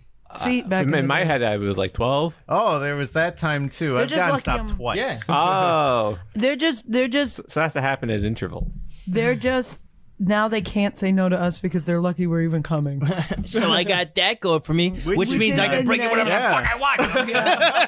I paid you. We're supporting your paycheck. Yeah, like we really don't need to come because this is gonna end up on streaming services. Each of us pays for an employee's salary Yeah. for an hour. Yeah. If you, A whole hour. It's like an hour and a quarter. So respect us. I always, now I feel that way about like certain paychecks where like recently I got Axel a new bed and he was kind of iffy until I figured out it was because the blanket wasn't on it, like his normal, that orange blanket. But I was like, this is 5 hours of my time right here to pay for this bed for you. And now I know why my parents were like, all this time I used it for this money. And I'm like, now I know, because it's like, That's you're not going to use it, but that's my money. the only way math class is useful, to become an angry adult. Be Yeah, like, really. I know exactly how long I work for this shit. That Yeah, you're literally like- happens to me too. I do the same fucking yeah, I'm like, when did I earn another penny? Wait for it. Yeah. Okay. Yeah. What? Wait, all right. And that's before taxes. Yeah. And Oh, it's like, God. and then you look at per hour, you're like, is this reasonable? You're like, is this Is this reasonable? for whole hours worth of work? Like, I feel like, I was like, you're like, wait a minute. It's just this not was adding up. money? Yeah, you're like, wait a minute. So it sounds like What the do you Ninja Turtles mean? movie was a hoot. Yes. Sounds like Yeah. it was a really good time. It Art was. style And AJ was pretty pretty good. AJ was good. He was very good in that movie. I had a child nearby me that was very horrible. angry at his mom. Yeah, he got up and said, "I'm leaving," and he went back up to our row bounced. and went. He didn't like the movie or what? I don't know. I think he was just tired or something. I'm leaving, and he was like 5 or 6. He goes, We know "I'm leaving." who wears the pants in that family. It's that kid. Yeah. And the mom, It's like the mom left. The mom left with him I didn't too. pay for a double feature. From the beginning, I was like, "That kid has ADHD." From the beginning, I was like, "That kid has ADHD." It's like Matt, the whole movie you weren't looking at the screen, you're looking over here. Never seen you eat so much popcorn during a movie. It's her popcorn. It's the kid. You sit on a throne of lies. Oh man. But yeah, it was a lot of fun. I'm definitely interested to see what the hell they're gonna do with the sequel. It was very successful, right? So like Yeah. hopefully Like, a please sequel, let there be a sequel, is guaranteed. With toys, they made $1 billion off of this movie. They're already having they're gonna have a show that takes place in between this movie and the next movie. Damn it, I want to watch the show. Yeah, I know. It's gonna be on what Paramount. Oh, Fuck. No, we don't have Paramount. Because that's the Nickelodeon related. Because they're in. Was this like a Nickelodeon Studios production? Did yeah, they yeah. have Basically, little own the splat? turtles. Yeah. Yeah. wait a second. Isn't Paramount also doing the Knuckles show? Yep. Yeah. Whoa. Knuckles is going to meet the Ninja Turtles? Oh, that would be sick. Knuckling the Ninja Turtles? I guess we're gonna have to get Paramount. I'm knuckle deep into the Ninja Turtles. I don't think we want How old are you now? Yeah. This show takes place 8 years later when they're adults. You know, honestly, I'm okay with investing in Paramount at this point. Like in the beginning, I was like, but now there's a lot of stuff coming out on it, and I was like, wait a minute. So I you feel like I want might to- have to get Paramount. I got to finish Twisted Metal in the next like week or two before my 1 month trial is up. No, I paid for a month, and then who knows? I don't know if there's anything. There's things coming to Paramount Plus I want to watch. I don't know if there's anything on I'm there gonna right wait now. until it comes. That I know old Fairly SpongeBob. OddParents show. That amazing one, the live action one that we watched. That we were like, I'd rather watch Millenniums. Oh my god. I don't remember that one at all. Really? Holy shit! It's the live action with Timmy's cousins. What? You know, Cosmo and Wanda are still cartoony, right? Yeah. We watched it. Oh, you know what? Now that is yes. It was bad. It was bad. I've never The seen it, but I salsa know dancing. of it. Yeah. Oh my god. Now it's all flooding back. You gave me drunken recall even though I haven't had a sip of alcohol. That's oof. That show is bad. man. yeah. That's, But Paramount Plus, it's a reason to get it. Screams every single All right. line. Yes, he does. Yeah. oh no. They pulled that show off of Paramount Plus. Oh, like you can't even watch the old episodes. That show's gone. Wow. You know what would So make me another watch reason to Paramount see it. Plus? Genuinely, I would love to just go back and watch old episodes of the Colbert Report. I think that was like one of the best shows of all time. Love the Colbert Yeah, that was a lot of fun. and I presume they have the ownership of the material since it's Comedy Central. And Oh, they if own it is on there, let me Central. know and I'll sign up. I'll tomorrow. check. Yeah. but Yeah. I don't think these late night shows tend to be like streamable. I think. I'll just say the way I watch Twisted Metal and the way I watch Paramount Plus. Thank you, Olivia. Thank you, Mark. No, for watching it with me. Oh, perfect. you know? Yeah. Yeah. That's what I'm saying. right. Yeah. They always watch it with me Totally. Well, all I'm the time. curious too. Do they have the older Ninja Turtle shows on there? Which one? Everyone. Oh, well, the one that we used to watch. 2003. Yeah. Yeah. Oh, they do. Cool. And they have Max has. My ex. Yeah, Max also has the movies. It has the three the movies. original movies? But so does Parent. Oh shit. Is he convincing you to get? But so does He just raised his hands. I don't know. I think Prime also has the movies. Why he raised his hand at you? What happened? I went. Does this convince you to get Paramount Plus? I want to see the SpongeBob stuff, and it's on Paramount SpongeBob. Plus. I can't. That is the ad for I Paramount literally Plus. cannot Camp watch Krusty any Krab or SpongeBob stuff whatever. now Yeah, because it's we on watched that too. Paramount Plus. That was good. As like a comfort thing, where like if I'm making shit, I don't want to You watch. pay Like monthly, so you do a month and say like, And binge hey, everything in a month. yeah, it's like you watch as much as you want. Decide if it's something you How want. much is it per continue month? paying for it? Who pays for Hulu? I don't have it. Does Grandma do Hulu? Does you do? Who does Hulu? Dad. Dan does I do Hulu? Max. I do Max. Okay, because Per year. There's Thank a God Max deal. is like you can There's I just do pay math. a year. Whoa. Oh. Wow. How much is that subscription? About $4.99 a minute. Are you okay?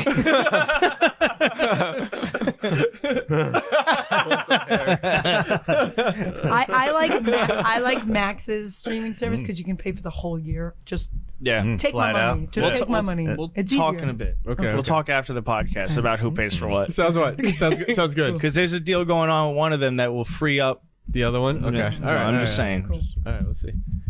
In regards of Max, there's this movie that was just released on there this past weekend, and I watched it. What was Perhaps it? you've heard of it. It's called The Flash.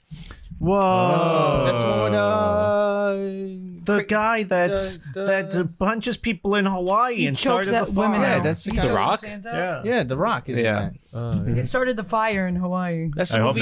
not. They. Movie without Henry Cavill. No, wait, no, it has Right, Henry it is Cavill. they. It does. Sorta. Yeah. He goes like They're this. They're a bad person. Oh, yeah. They're a bad person. In summary. Pizza time. Yeah. Pizza. Yeah. That, I'm trying. I think I was remembering what you guys were saying when you reviewed it. I guess spoiler warning for the Flash movie. That you're saying that like it's a turn your brain off type of entertainment. Yeah. And I totally get that. I thought the movie was totally entertaining, like start to finish, especially after watching a movie that we'll get to in a little bit called Nope. Be like, oh yeah, this is what happens when like a plot is moving forward and not just because it's called the Flash. But I thought That took me a minute. Oh my god.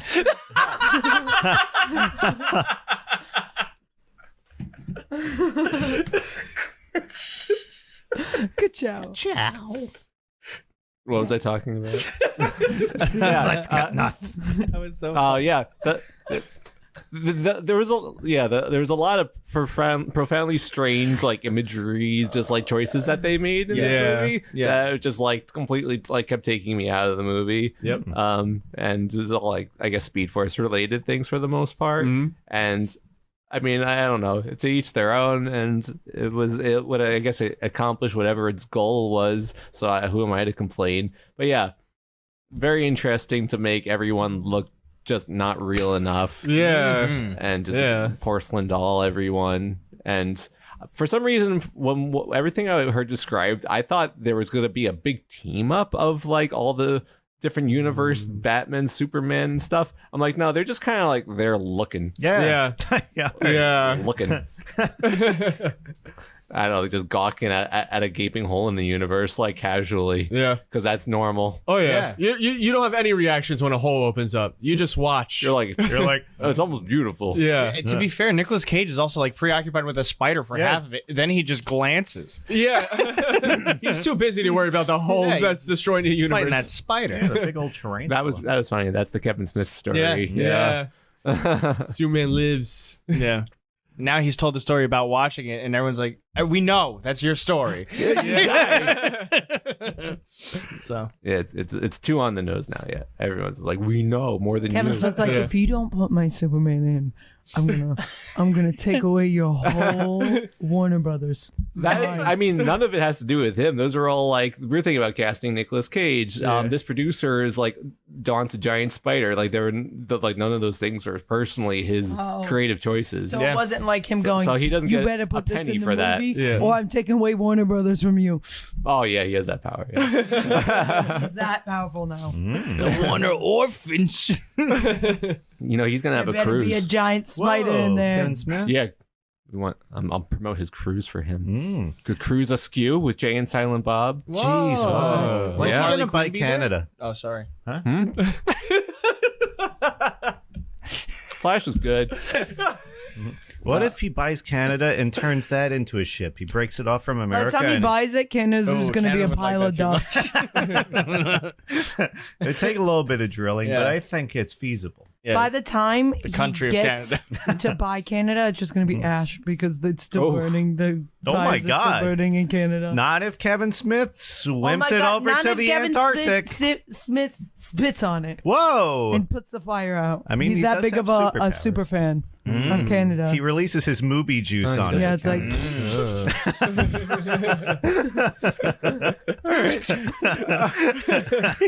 Very interesting canon version of Kevin Smith here. This is all very.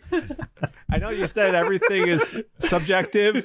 This is an exception. just like, and then he goes. He's like a milk cat.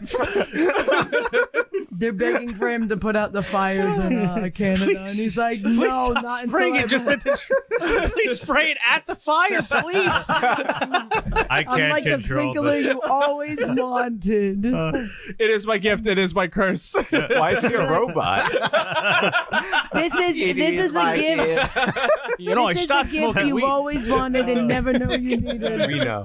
I start lactating. You have to go. This is the gift you never knew you wanted, Well, You but never- always, or you never knew you wanted, but always needed. You'll never Like run a out of creamer for sprinkler. your coffee or Yeah. milk for your Cheerios. A whole of Canada's just gonna smell like cheese and milk. You get in there. That's how they're gonna Kevin make their Smith. poutine with Yeah. Kevin Smith. Kevin Smith. Movie milk. Hold out your bowls. We can catch Kevin Smith milk. There's a whole plot going on. Yeah. I think you got to. You know, he went to mental health Yes. rehab very recently. Whoa. Oh, I didn't know that. Yeah, for being cyberbullied. I'm just kidding. Oh, okay. So then people are catching his milk in these big bowls. Yeah. put Rachel in the writer's room now. Who's the villain? We need to The end this villain strike to get her in the writer's is room. The government who wants Just to be a put scab. caps on his Just be a nipples. scab. Oh my God! Justin Trudeau's gonna put caps on his nipples. Yeah, they want to Wait, put what did caps I- on his what? nipples because I missed the plot line. I don't know. because they want to be able. So the government's hunting Kevin Smith because they want to put caps on Chat his AI, is that nipples. you? They want to put caps on his nipples so they can collect the milk for themselves and wanna sell milk it for a them. higher price. This is a But Ninja Turtle he- movie. Oh yeah. But he doesn't. But he doesn't want to be Turtle milk? selectively milked. He wants to share the milk with the people. So he gets bigger. He finds this machine and gets bigger.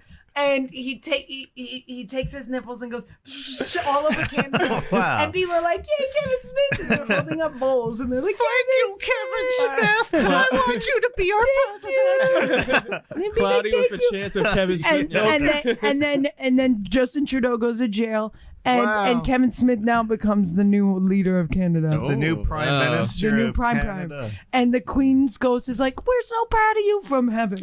Oh wow. We love you so much. Keep doing what you're doing. Long live the monarchy. Long live the nipples. Long live the nipples. We will crown you the King of England. Your crown. England. Ka-chow. The ka-chow. That was the best story. It was.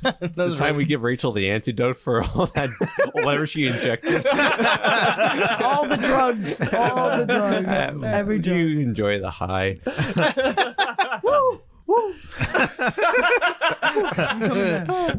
That was a lot of. That was like a burst of energy. That's what Ezra Miller saw before they went nuts. Is this how the Flash really feels? So here's my question: at the end of the Flash, is that the new DC universe? No, That's the closing out of Snyderverse. that's separating it from the new DCU. Oh, but it's its own thing too from the beginning because different Bruce Wayne. They wanted to separate it and make sure you knew for a fact, without a doubt, that this will not be the DCU you watch, except for Aquaman 2. Yeah. Well, except I didn't understand for a fact at all. Yeah, well, Yeah. that's why they did George Clooney. Yes, No one wants him as Batman again. I would. I want him to redeem himself. Ugly Sonic teams up with. I would. Oh my that god. movie up. That movie would make a lot of money though. Please happen. Ugly Sonic versus Sonic. Yeah. Somebody call Kevin Sonic Smith. versus Batman. Yeah. Kevin Smith, please make this movie. And then they're both trying to defeat a giant spider. Yeah, wow. I would unironically watch the shit out of It writes itself. that. George Clooney, as George Clooney, Batman, and Ugly Ugly Sonic. Sonic. It'd be team up. like Batman movies or like a Scooby Doo movie, Yeah. but Batman version and Scooby Doo jumps maybe Yeah. with heroin. As he does. Right, I need my rent. Like, okay. You know I'm always strung out. But yeah, so George Clooney is supposed to be like, ew, we don't want him. You keep him, Zack Snyder, with your stupid universe. Yeah, pretty much. I thought the climax of the movie where Flash was like, I guess I got to go kill my mom was a little fucked up. Yeah. And then he goes to the grocery store and just keeps punching her in the face until she dies. And then all the blood's in slow-mo, too. All for a jar of tomatoes. And all the blood's going slow-mo, so you can't tell what the difference between what tomato sauce is and That's art. It just mixes, and then she's covered in tomato sauce, and he goes, "That's a spicy meatball."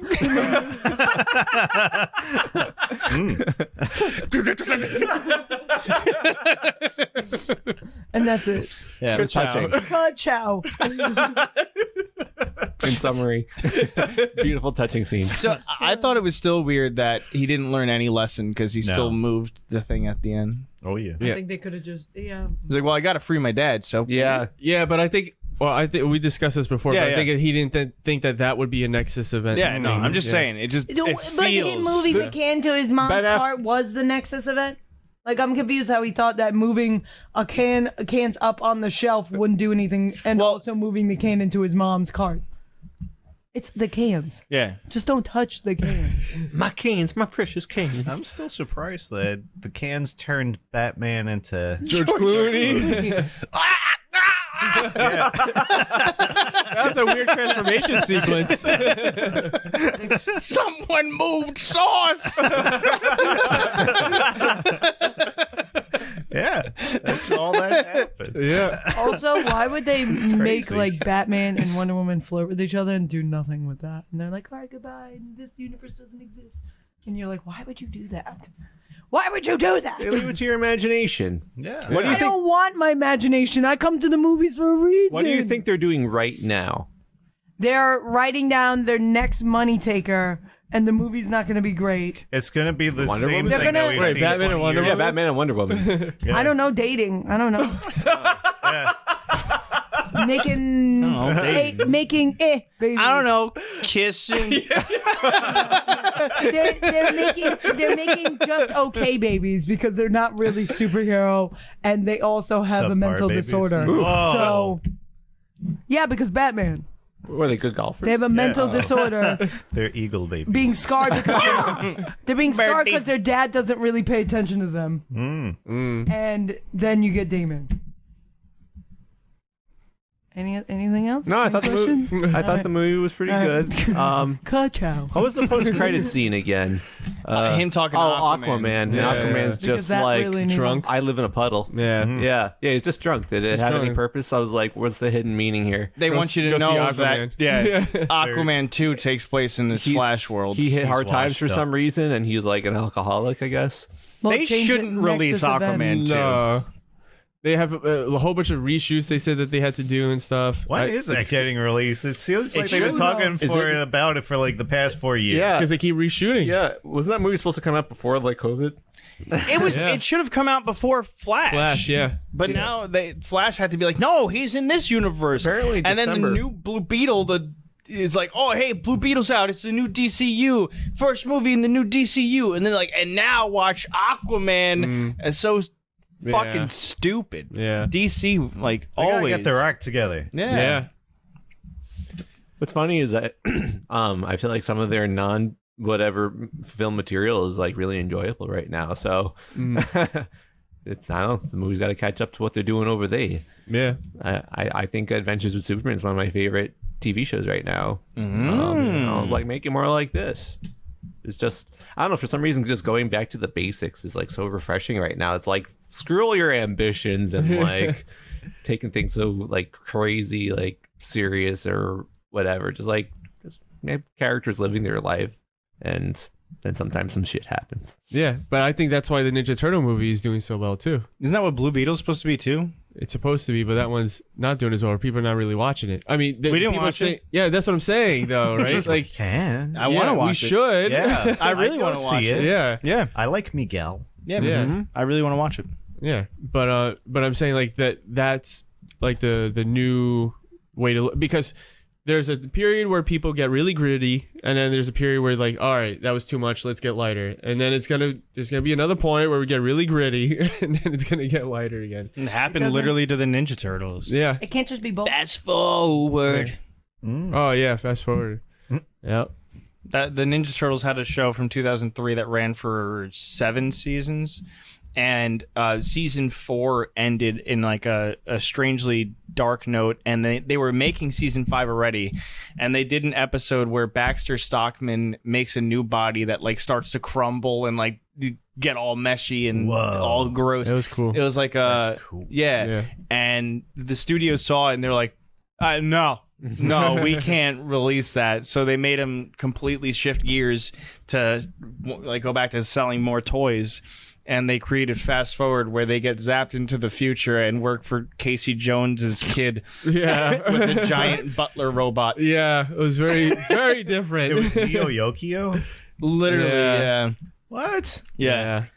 And that was a whole season, and then that sucked. Mm-hmm. And they made another one where they're like, back to the sewers. Yeah. And they kept the giant robot butler.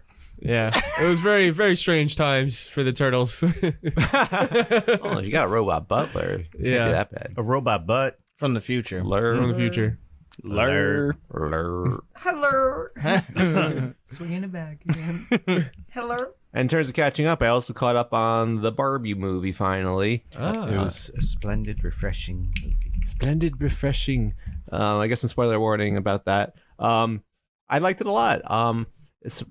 I feel like is there anyone who disliked the movie? Like, I feel like everyone we know. Did you dislike it?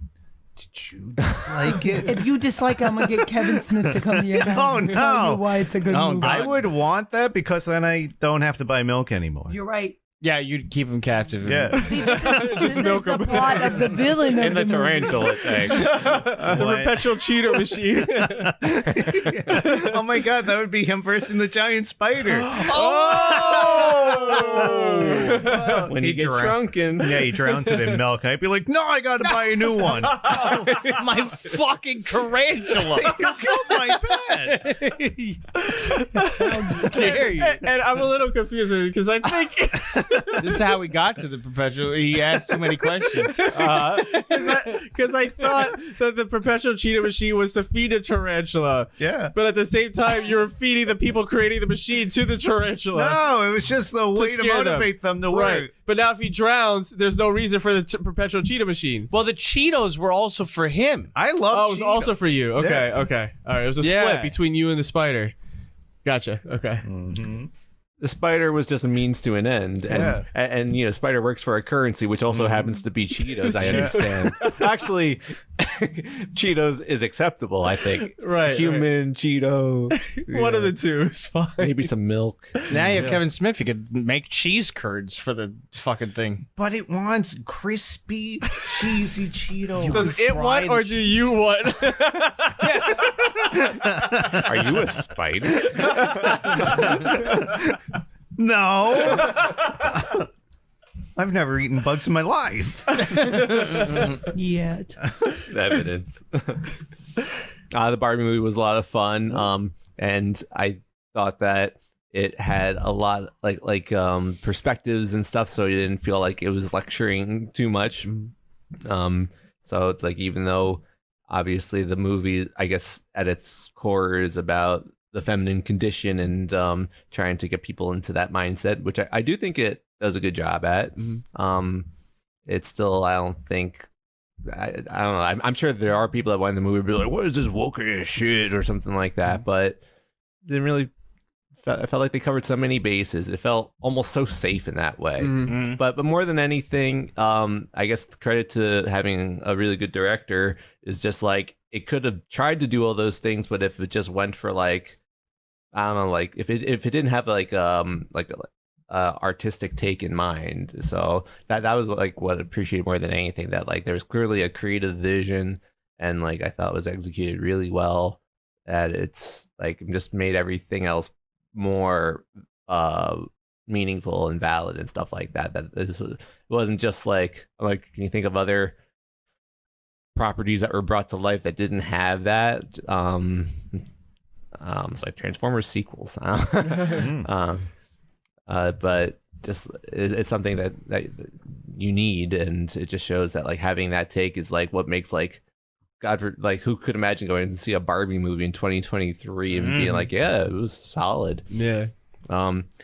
I saw it with my wife and her friends, and at least half of them were in tears by the end of the movie. I was sitting there being like, I had emotions. I feel like I'd be feeling something right now, which probably means they're tearing up, and sure enough, they were, even after the movie.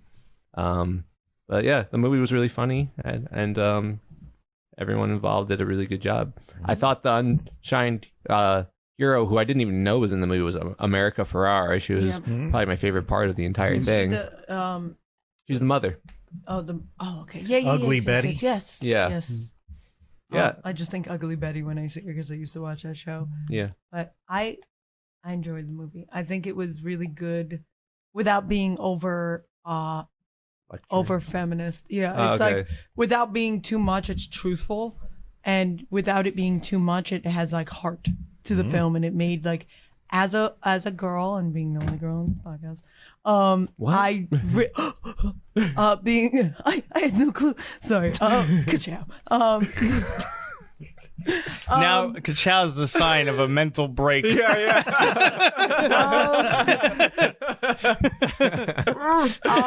I really appreciated this film. I think it was what we needed. It did have men in it, yes, but it was like the representation that Barbie really represents and should have represented, without it turning into like her weight, her because it always ends up being like that.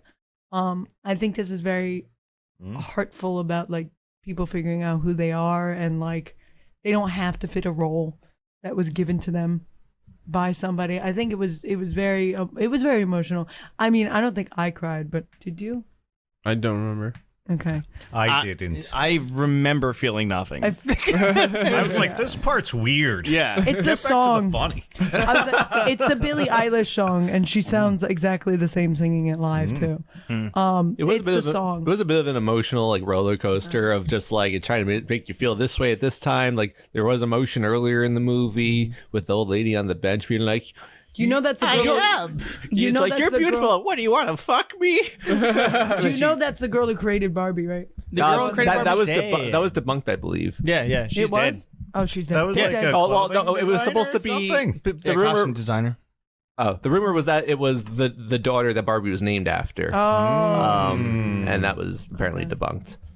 Yeah, but I like the Will Ferrell component to the movie was like I loved it. if the whole movie was that I guess people wouldn't have liked it. Like it would have been like this movie's a joke. But like I think the it's fact supposed that to be a he was joke. like a cartoon character, like in the most cartoon character in a Barbie movie. Yeah. I think it's very a good representation, because even like at my job, I'm not naming anything. There are so few women like of higher position. There's maybe 2 out of like 15 or 16, and it's like you don't get to see women. Well, you do. There have been women leaders of Mattel, but it's harder for me, being a woman, to be in that same room Rachel Ray. with them, and even if we're in that same room, we don't get paid the same, even if we're doing the same job.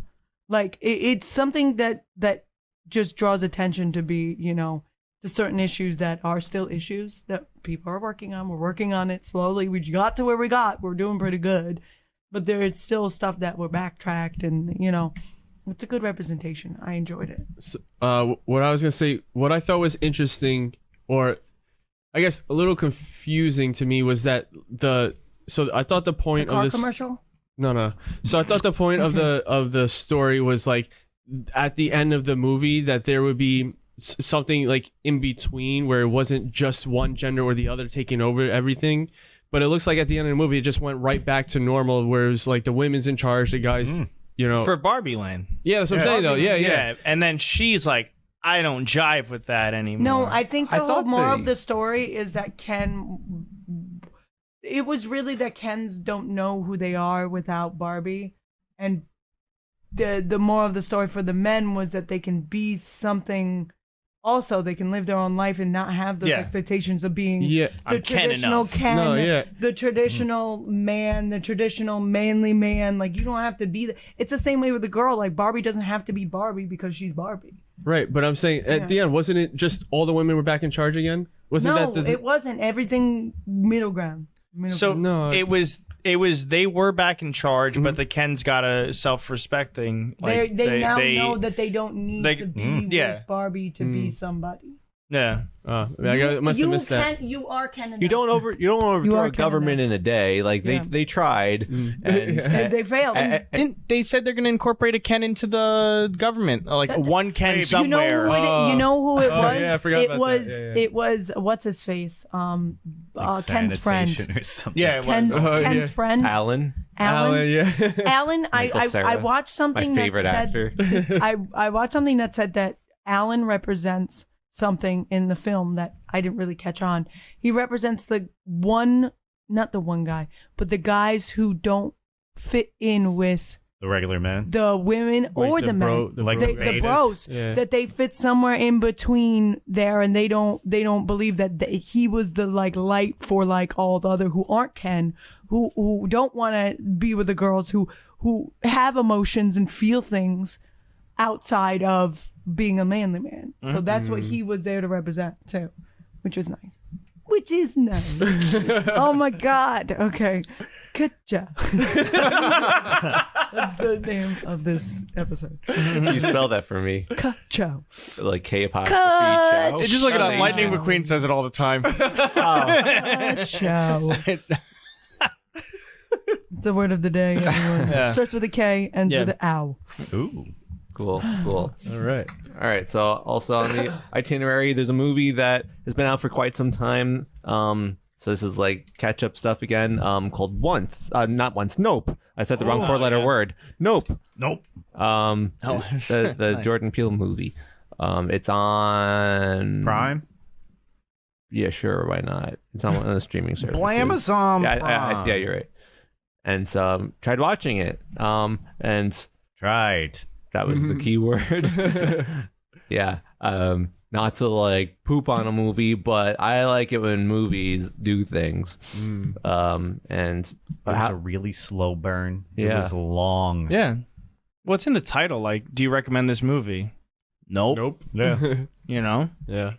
Should I watch this movie? Nope. You know? Yeah.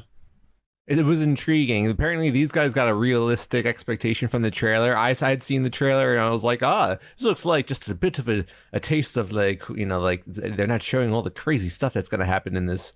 And I was just like, not really. Do you plan to watch it? Based off our thrilling introduction? Nope. You could skip through it and still get what's going on. That's what we ended up doing. Okay. We skipped around 10 seconds at a moment. Bro, 10 seconds a pop, and like 4 times in, he's still in the same shot. Yeah. Wow. Yes. Like, I guess it's like a style to like dwell on on every moment. But yeah, I was just like, okay, I want to see things, and Yeah. I think so. The takeaway from the movie is there's a cowboy hat spaceship flying around sucking people in. It's a monster. It's a monster. Yeah, but not it's an also alien. nope. No, it's like also an alien, but also a spaceship. But it's a a 10-gallon hat, It is also a 10 gallon. or like a 12 million gallon hat. 'Cause it's big, I guess. Huh. Yeah. And then it shapeshifts into like a weird Jellyfish. jellyfish parachute thing with Yeah. a square eyeball. Something. and the square keeps dancing. And when I say keeps dancing, I mean it's 5 minutes of the movie. It sounds like a David Lynch thing, and I don't like that. Shut your mouth. I enjoy Twin Peaks. I'll be harsh, bro. I fucking hated this movie. I thought this movie was such dog shit. Oh man. I was sitting down waiting for it to be over, and we were skipping through it. Like, it probably... How long did it take us to actually watch what we watched? It still felt like 2 hours. It really did. and we're like stopping scenes. We got all the character moments. We got like the beats. We got who's who. We understood what was happening, and it was still fucking terrible. You should definitely try watching that sequel Twin Peaks series then, because my god, that was you're staring at a wall for 30 minutes. What? And nothing's it's really like changing. Really dumb. It's a cube in a box. I'm surprised because Eraserhead isn't like that. It's a slow burn movie, but I think it's weird enough that it keeps your interest. David Lynch, like, faded. Like, I was like, like, Twin Peaks was such like a nostalgia thing. You should go back and watch it when you're his age, when he made it, because maybe I'll get it. You're Maybe gonna I'll find get it. walls very interesting, maybe later in life. Especially if you're painting them. Yeah, and you were like nostalgic about back when you did paint it. When he You're like, is that dry yet? what I gotta get took that like second coat. 2 episodes could have been done in a half of an episode. Maybe he thought he was recording, but he couldn't find the button. And then I he's get like, where oh, you're no, coming we were recording the wall. Just show it. I We need an episode. Throw it. I get where he was coming from, because the end of the original show ended where like You stared at a wall he for an hour. disappeared. No, he disappeared. So nobody kind of knew where he was. So I get that he got sucked into like this alternate universe, but spoilers, not really, but spoilers. How is Whatever. the rest of this series received? I love the original. The original's a cult classic. No, I mean the revival or whatever, I where don't it's a even wall, know. and then what else happens? That's it. Let me I don't look know. up the rating. I like was it if the gonna wall do that, too. episode's Oh, the you wanna best do it? rated Go I episode. mean, I Yeah. just do the IMDb one. Yeah. Because like How I feel long like are the episodes? An hour long, I think. hour long. All right, so 30 minutes of the It's first strong. episode is Strong? wall. Oh my god. It got received strong. So skip the 30 minutes. It's got watch an the other 8.5 half. out of 10 on IMDb. That is wacky, because I heard there was that's like very good. that makes no sense. So Was we, Nope have it? we stopped. Do you have bad We taste? stopped the first episode. I think. First or Well, second? so we stopped watching, right? The first one's First or 8.8, second, so it's only a 0.3 difference. Wow. I don't believe that. They You did sure it it's not something else, and you guys had on the wrong channel for 30 minutes? You were like watching The Ring. Something started creeping through the TV. You're like, this is what I remember the show being. You were just staring at a Let me wall? see. Let me see if I can find a clip. Let me see if I can find a clip from the first. Like, episode. guys, Cut out? It was like when you were listening to the Devil May Cry yeah. soundtrack. And I was like, what the hell is all this crazy noises? So it's all this is What so. was that? I heard- I found the files on my computer, right? We were looking Oh, at, really? and I was like, "Here's the soundtrack." We were gonna open it up. I don't think we did. Oh, I that's looked up amazing. the wrong thing. Was it Firework with Me? What? Firework with me. No, that's the name of the movie. Work with me. 1991 is Yeah, the but original this one. there's this 2017 TV series. Oh, that is it. It says it's 18 episodes. Yeah. Oh my god, there's that many episodes? I don't think they're all TV. I don't even know if the first one's all TV. It's all wall. So we stopped watching because I was like, I can't do this anymore, right? And there was another He part. also couldn't watch the original one because he was like, it's so stupid. I go, that's why it's nostalgic. Well, that's is true because too. it's stupid. But the Stupid new one. because it's nostalgic. Everyone back because then was a Game. dumbass. What was that one? it's one of my favorite like That shows Game because it's so Grumps goofy played? to like. It was like heavily based stuff. That is, Twin oh my Peaks. god, I know what you're talking about. I can't think It's an of the game investigation out. game, Yeah. and they go through the town. You drive Yeah. the car. And the That's Twin acting Peaks. is like really cheesy. Oh man, The acting's cheesy in Twin Peaks. That's why it's like really. And the It's music's funny. cheesy, too. The music's like Dark 80s. Perceptions or Doo, something doo, like doo, that. doo. I know you're talking about. But but so this new show, Deadly Premonition, I think. yeah, is that Deadly Premonition yeah. is based on Twin Peaks. Yeah, there you go. It's a good. It's Twin Peaks is like a funny. The acting is where I'm like, you didn't need Atrocious. to go like Real that. bad, Really, Is that's it's not just crying. of the time. No. It didn't age well. It didn't. Let me Okay. see if I can find. I a don't know, clip. Hold on. but it's in the new one, right? There's also like, there's a lot of long sequences, kind of like what you guys are seeing with Nope, where it just stays on it for too long, and I'm like, why the hell am I watching this? Like, there's a girl painting a shovel.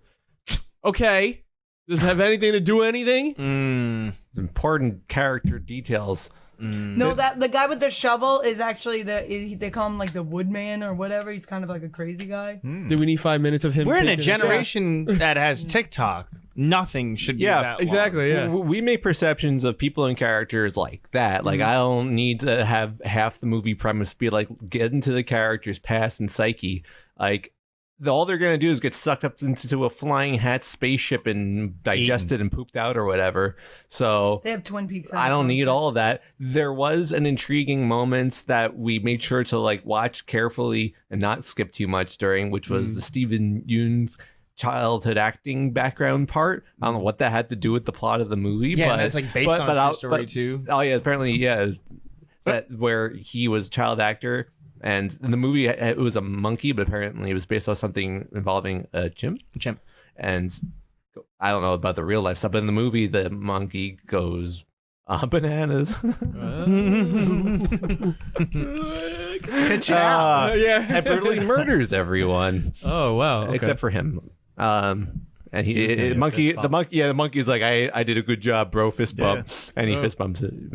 Well, when Kyle says brutally murdered, he means off screen. Yeah. So we were like, let's check out this part. This part looks like it's gonna be freaking cool. And then maybe sound effects were cool because they just showed the kid being like there, like listening to everything and reacting to it, and like, oh, we didn't get to see anything. No, they literally make cuts before the monkey does anything, and at one point it literally cuts to black, like there's gonna be a commercial. Huh. Like, yeah, it's made for TV. I was like, what the fuck was that? If you're gonna show me this monkey and build up this concept for the movie too, show it. Like, show something that's like, whoa, that's nuts.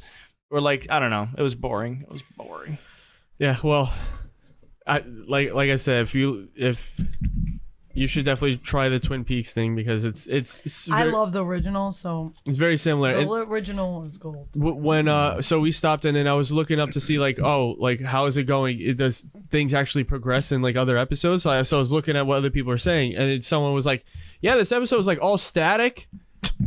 I was like, what do you mean it was all static? It's art, yo. Yeah. So I don't know about this. I don't know. I hated Nope. Yeah. And you're like, you should try this. Try show. it to compare it to Nope. To You see want if me to shit on this show? Yes. I'll do it. Yes, please. Please. Some shit on YouTube. I have to watch it. Yep. That way I could give my Not honest on opinion. the second part. I like the original, the 1990 whatever. You need Showtime. And that's on Netflix. That's on Netflix. The original. The original's on Netflix. I watched that 2 times. Wow. It's nostalgic because the story's like, it has its corny parts where like, so the synopsis of Twin Peaks is that like A mystery Laura of a day. Palmer, there's a girl who goes missing. They find her body. Her name is Laura Palmer. Detectives come in from like the FBI or whatever agency, and they're trying to figure out what happened to Laura Palmer and all this crazy stuff. And there's all these side stories with different people and kind of goofy, kind of corny. Kind of goofy, kind of corny. But it's a good detach yourself watch if you like stuff, mysteries and stuff. But anyways, hi guys. Do you have something to say? Really quickly, can I just talk about one thing? Yeah. Okay. I have Crunchyroll, and for the first time since it switched me from Verve to Crunchyroll without asking me. All right. I've decided to watch something on Crunchyroll, and it was on recommended for me, and it was like I turned into a vending machine and now I explore a dungeon. Whoa. Was the name of the show. This sounds awesome. So I watched the first, I think, 3 or 4 episodes of I turned into a vending machine, now I roam a dungeon. And this show is fucking amazing. It's so funny. It's literally like the comedy is the center of it. They still have like weird anime perv moments where he's like, I'm a vending machine. I get to sit here and watch stuff. But he's a guy who saves a vending machine from falling off a truck and diving off like the side of a mountain. And then he wakes up in like an RPG world where he is a vending machine and he can use skill points to upgrade himself and sell things to other people. Sounds amazing. And between that and there was one other show I watched. It was it's a vending machine show. Highly recommend. It's great. There's another show where it's about a guy who's running like a kids program, and he'll be like, oh, in character and all happy, and then he's like, but don't worry, kids, you all fucking die, and like death is gonna. And that show, I walked out of the room while it was running, and John's like, you're not going to leave me in this room with this show on, are you?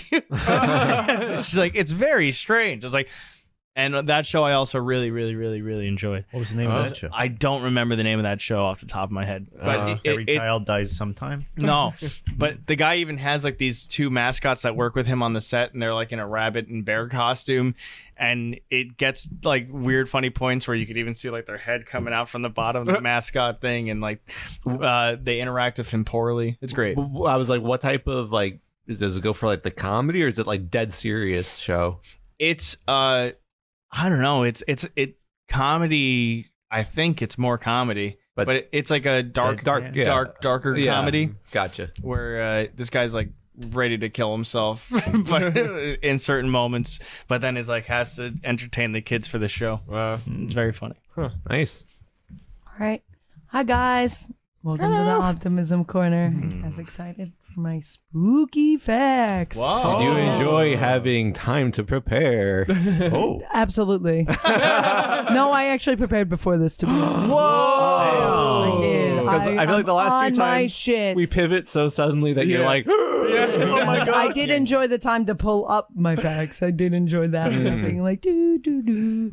All right, guys. So spooky facts today. I say spooky, meaning these are facts because they're spooky and they're about ghosts. So it's, facts. So this one is a fact. The word spook is Dutch, and it comes from the word spuk. In Danish, it's sponge. Sponge? It almost looks like Spooge? In Swedish, it's spook. Spook. And in Norway, it's spagjuk. Or there's a J in the middle. I don't know. I can't. Okay. Spionk. Yeah, Spionk. You're checking the train. Yes. Spionk. There is a rumor that there is a ghost of a chicken that wanders around London streets. Whoa. It's been seen near the Pond Square in Highgate, London. And that's not a chicken. In 1626, like I said, in 1626, there's a theory. 1626, he was stuffed. He stuffed the chicken with snow, and he himself, Sir Francis Bacon, who wanted to test his theory that meat could be kept from going bad in the cold, that he stuffed the chicken with snow, and he himself caught a chill and passed away. The chicken ghost, meanwhile, is spotted to have been seen flapping around the square. So it's been seen, apparently, that chicken. Whoa. He killed the many chicken questions. so that he could prove that the meat could stay good in... I understand his experiment. I don't understand how people are saying that this is a ghost chicken. Because they've seen a chicken that isn't there. That's why they... But how is it not there if they're seeing it? I don't know. Have I ever been to London? No. A specter of a ghost. It's the only chicken going, and ice is falling out of it. How did they know that's a ghost? Thanks to Sir Francis Bacon, there is now a chicken ghost wandering out. That's why bacon and eggs are so popular? Yes. Wow. Only reason. All right. Oh, there's more? There's more. There's more. It sounded like you were done. I'm sorry. It's a preemptive snap. I have at least one more. Okay. So this is actually fact because they found tablets for this. So Romans actually believed in ghosts. Whoa. But they believed in ghosts a little bit differently. They believed that they could scroll a curse on a tablet that was called, what was it called? It was called something. It was called like a cursed tablet. And put it into a grave of and that would create a ghost out of revenge from somebody. They have found these tablets, and they know now that they actually exist. That they thought in revenge, hey, I'm gonna put this tablet in your grave, and you're gonna be a ghost, and you're not gonna be able to rest in peace because I tell you you're not gonna be able to rest. Wow. In peace. Yeah. So sassy. That is all my Damn spooky iPad facts. Yeah. Oh my God. Dang tablet kids. What's the tablet have to say? It's just a curse. The curse is on Matt's already looking it up. I know my homework. What's it got? What is it? It's What kind of stone? Can you send me It's that a link? cursed tablet. They're more like Tablet. limestone based. Yeah. I'll show you. They found some. Ooh, if it's limestone, they do say that actually is if I remember correctly, like the same kind of material that they use to make like cassette tapes, like and that's what calcium, right? I guess, and that's what they say Kinda look like supposedly is the bread, reason but- why some buildings are more haunted, because it's kind of like having a spirit, See? like energy trapped in that like They're stone. tablets. They're actually Wow. like scrolled tablets. That's cool. Wow, the original iPad. They're scrolled tablets. So. So yeah. Matt, you just got to translate that and then you're good. Like Google Is it already Google. translated? Is it already translated? Am I gonna One more time? That's how they translated it. That's how they knew. They translated. That's how they knew it was cursed. All right. Well, this is an interesting fact. Matt, you don't even need to make a tablet now because apparently you don't even need to make a tablet now because now they have these rollers that you can buy online, which I just rolled into, that have a curse like the Romans on a tablet for COVID. Oh wow! Look See? at that. They give a curse for COVID. Curse for COVID? You like a curse for COVID? Make it double Oh, down. wow. Look at that. He sent me that link. Yeah. What's the price? How much is Yeah. shipping? Okay, cool. Almost everybody but Tony has had a mental breakdown on this podcast. Ciao. For some reason, you reminded me of, I don't know what it has to do with, maybe just food. A few bread. weeks ago, I was at my parents' house and they were watching the most random documentary, and I don't know what I missed because I feel like I watched the whole thing. It was about preserving cheese. Whoa. And it was about the OG Kraft man, because it Kraft macaroni and cheese. And it was just like back in like World War I era, and they were like pasteurization was like a newer concept at that point, but it wasn't working for cheese. And I forget, but he finally figured out Fucking cheese. how to. It's like how to make cheese last longer, and they're taking this. Also They have kill all us these too, actors but- reenacting like all the stuff. Oh my God. They're taking it so seriously. I'm like, they're just talking about cheese the whole time. We need a Nolan film of this. No, we don't. Don't encourage me. So was the powdered cheese that won all? It wasn't powdered. No. I was waiting for the powder. I was like, it's gotta get that's the ultimate form. But no, it was like more canned, and that would be like what they would send over to The boys. the boys overseas in the World War, and that's kind of like the OG of like American cheese of being able to preserve it. But then, because the documentary had to keep going, there was competition. You see, Velveeta. there was this thing that happened 1918 called prohibition, where the alcohols became illegal, and this company that was known for making beer, perhaps you've heard of it, called Pabst Blue Ribbon, was having hard times. One brother Pabst was like, Cheese.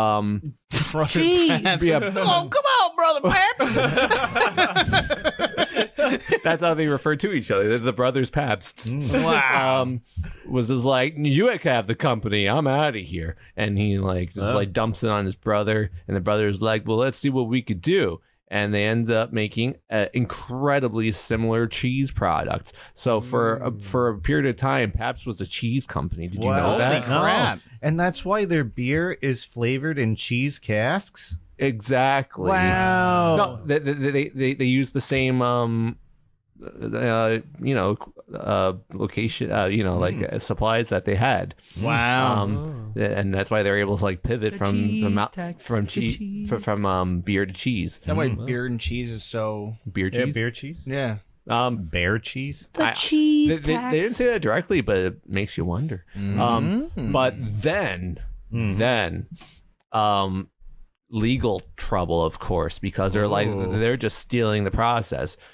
Where it's like, of course, if they were to be like, yeah, but we did it just like a little bit differently, Kraft legit had a patent on it, and they weren't able to like defend that they were doing anything significantly different to preserve, the cheese. Wow. And they're just like, nah, you're gonna lose, like you've lost.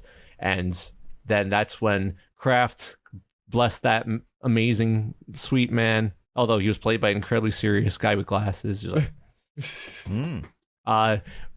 he approached the brothers Pabsts and said, how about this, you continue doing what you're doing and give me 10% of your profits, and we'll all be honky-dory. And that's what they did for the next 3 years until Prohibition got taken away, and they went back to making beer and lived happily ever after. Holy crap. Wow. That's actually an interesting story. Yeah. I didn't expect it. That's why I was like, I actually am going to watch this to the end. I like it if Craftman was like, Paps boys, I'm going to let you do this, but I'm going to make you do it differently. Can you talk more old-timey, though? Yeah. I'm going to come by your factory and I'm going to piss in your cheese. And then you get to sell that, and I get to sell my regular cheese. Your cheese is going to be all liquidy. Yeah. You gotta It's put on gonna more got that. transatlantic accent. I don't know what transatlantic sounds like. You know all those old black and Like white a movies train? where the girls speak very fancy? No, it's like the normal speaking, but they had to like really accentuate certain things. I do declare, I'm the going Foghorn to piss in Leghorn. your cheese. Boy, I say, my piss is going to be all over that cheese. And you're going to sell it. We think there's some debonair guy there. That way, when people taste your cheese and then they taste my cheese, they're going to say your cheese tastes like piss. He's a genius. All right. Just like beer, you see? Let me show you a brief clip of a transatlantic accent. Yes, please. Now tell me. Now tell me. I didn't realize it had a name. I didn't know either. It's the rules of the house. to discuss. It's like a faster Foghorn Leghorn. Yeah. Until he's gone. It's a classic, Yeah. That is the I female. do Yeah. declare. Yeah. It is. Oh, it it is a transatlantic accent Kinda that like used I to Love use Lucy that and all that. for movies, Yeah. and it actually was like kind of spoken back then. It was like part of the accent, and now it's just a random accent that nobody uses. Where are you? So- We We used can it. bring- yeah, we can Just bring we it can back. bring it back. Yeah. Bring Yeah. it right now. It'll be the We can New bring it back York right now, accent Pop. then. Just from now on, we'll have to call each other and speak. We should have a Just like this. we should have a transatlantic convention online and call it taco. Oh. the transatlantic that. taco. Yeah. Taco Let's Bill. talk about A it. transatlantic taco sounds like just a taco with a train. It's like On the Wienermobile, except it's a Transatlantic taco train. Ask me about my taco. Okay. All right. Did you do the Oh, yeah. deed? I did. Oh. You watched it? I jerked off at my parents' house. Nice. Oh, The Batwoman. sink? In the sink. Yeah. Oh, that thing. Clogged it up. It sounded like wailing. Yeah. And then the red pot went off. Yeah. I was like, don't touch that. Stop putting your hand on that spot. I watched Batwoman. We're on episode 3, season 2, baby. With new Batwoman. Yeah, new Batwoman. Oh. And guess what's cool about her? What? That while she's fighting crime, she has to go report to her parole officer. What? Hell Ooh, yeah. that doesn't sound good. Yeah. What the hell? The episode does start with like a weird thing is that Alice and that cop girl, Yeah. they're at like this vacation area with a girl who they think killed Batwoman, but they're under arrest and they're like, why'd you kill her? She's like, I didn't. They're like, yes, you did. You left a note. She's like, There's the "Wasn't me?" transatlantic accent right there. Yes, you did. Yes, you did. You killed her, you see? That's right. You killed her. See? That's hilarious. So then she's like, no, you left a note. I'm like, no, I didn't. Wasn't me. And then cuts to Batwoman fighting crime. Wah-cha. And then as she's fighting this guy in like the mask from that movie with the black phone, there's like this. There's like a person selling drugs on the street called Snakebite, and he's wearing like a black phone mask, and she just beats the shit out of him. And then you hear beep beep beep beep beep. And she's like, I'd go to my parole office. And the guy's Oh my like, God. oh, great. I get to go away. Yeah. Do we know what she's on parole for? crimes from. This is before she got out of jail, and then she became Batwoman. She was in prison, and Luscious fucking just hates her. Oh. And there's a point where she's throwing batarangs, and he's like, "We don't have an unlimited supply of those. You just spent $4,000 throwing those batarangs." Damn. All Then right. what was Rachel? she supposed to do? Counting the cost Thank you. says, yeah. Yeah. 200. She could have picked them up. 300. Like, at least pick them up. I don't know. And then she goes into her next fight later in the episode, and she goes, "Where are my batarangs?" He goes, "You used all of them." Wow. It's not like we're a multi-billionaire Yeah. company or like, Wow. no. Then make cheaper batarangs. What is wrong with you? I could make a batarang out of a fork. Why are we Yeah, what the hell are they made out of forks gold? and knives? Yeah. Also, right after like that style. first fight of the episode, there's a TV broadcast goes, "There's a new Batwoman, and she's black." Wait, that's the Excuse me? That's the point that they. Okay. Huh? All right. And I think the news report literally says something along the lines like, "Do my eyes deceive me, or is she black?" Because that's what matters. Yeah, who cares? Who cares about that besides these people, apparently? does. Wow. Is it A Fox lot. News? Is that Fox News? Yeah. Then she has to have a job from the parole officer, or else something's I don't know what's gonna happen. She's like, "You need a you job." have to get a job. So she goes to Kate's sister. He's like, I got one of these. You can do this as a job. What are you doing? What do I do with this? What do I do with this? This is too big for my mouth. Can you handle this? Oh, do you have to unhinge your jaw? This is a weird parole officer. No, so she ends up going to Kate's sister and being like, "I need a job." And I told her that I work at the bar here in your place. And she's like, "The parole officer lets you get a job as a bartender?" She goes, "She made an exception because I can't find the job." What? Okay. And Kate's sister's also a billionaire. I don't think that was established. Wait, why? Because she had an underground, like, surgery, Don't whatever do it. business, remember? Yeah. Yeah, she's a billionaire, apparently. That's a doctor? The doctor. When did What? this come up? Yeah, in this episode. like the half sister or whatever? Yeah, she's a billionaire. No. Yeah, oh yeah, she is. I mean, I knew she always had like that little doctor area, it seemed like, but is that what she's using for these surgeries? Or It was, if she's a they're just like a billionaire, coroner's office? yeah, if she's a billionaire and she wants to offer the free medical procedures or whatever, at least do it in a better location. That's not like this I thought it got blown up. It got blown up. Yeah. Is it still the same spot? It looks like the same spot. I like that she uses her billions to just Yeah. make it look exactly the same. Brick by brick. My home is back. Yeah. So then she's hires Batwoman as I call her Batwoman. I didn't know the new Ryan's, I think is her name, Ryan. Her first name's right? Oh, isn't her name Ryan Wilder or whatever? I think so. Because that was a character we had in one of our skits back in the day, because it's supposed to be a mix of Ryan Reynolds and his character Van Wilder. yeah. And then I think I remember honing in on the detail that the new Batwoman's name was Ryan Wilder. It was like, Yeah. Oh, wow.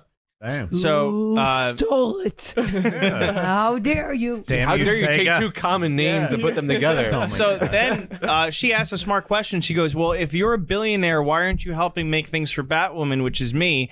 And also, why are you paying me $12 an hour to be a bartender?"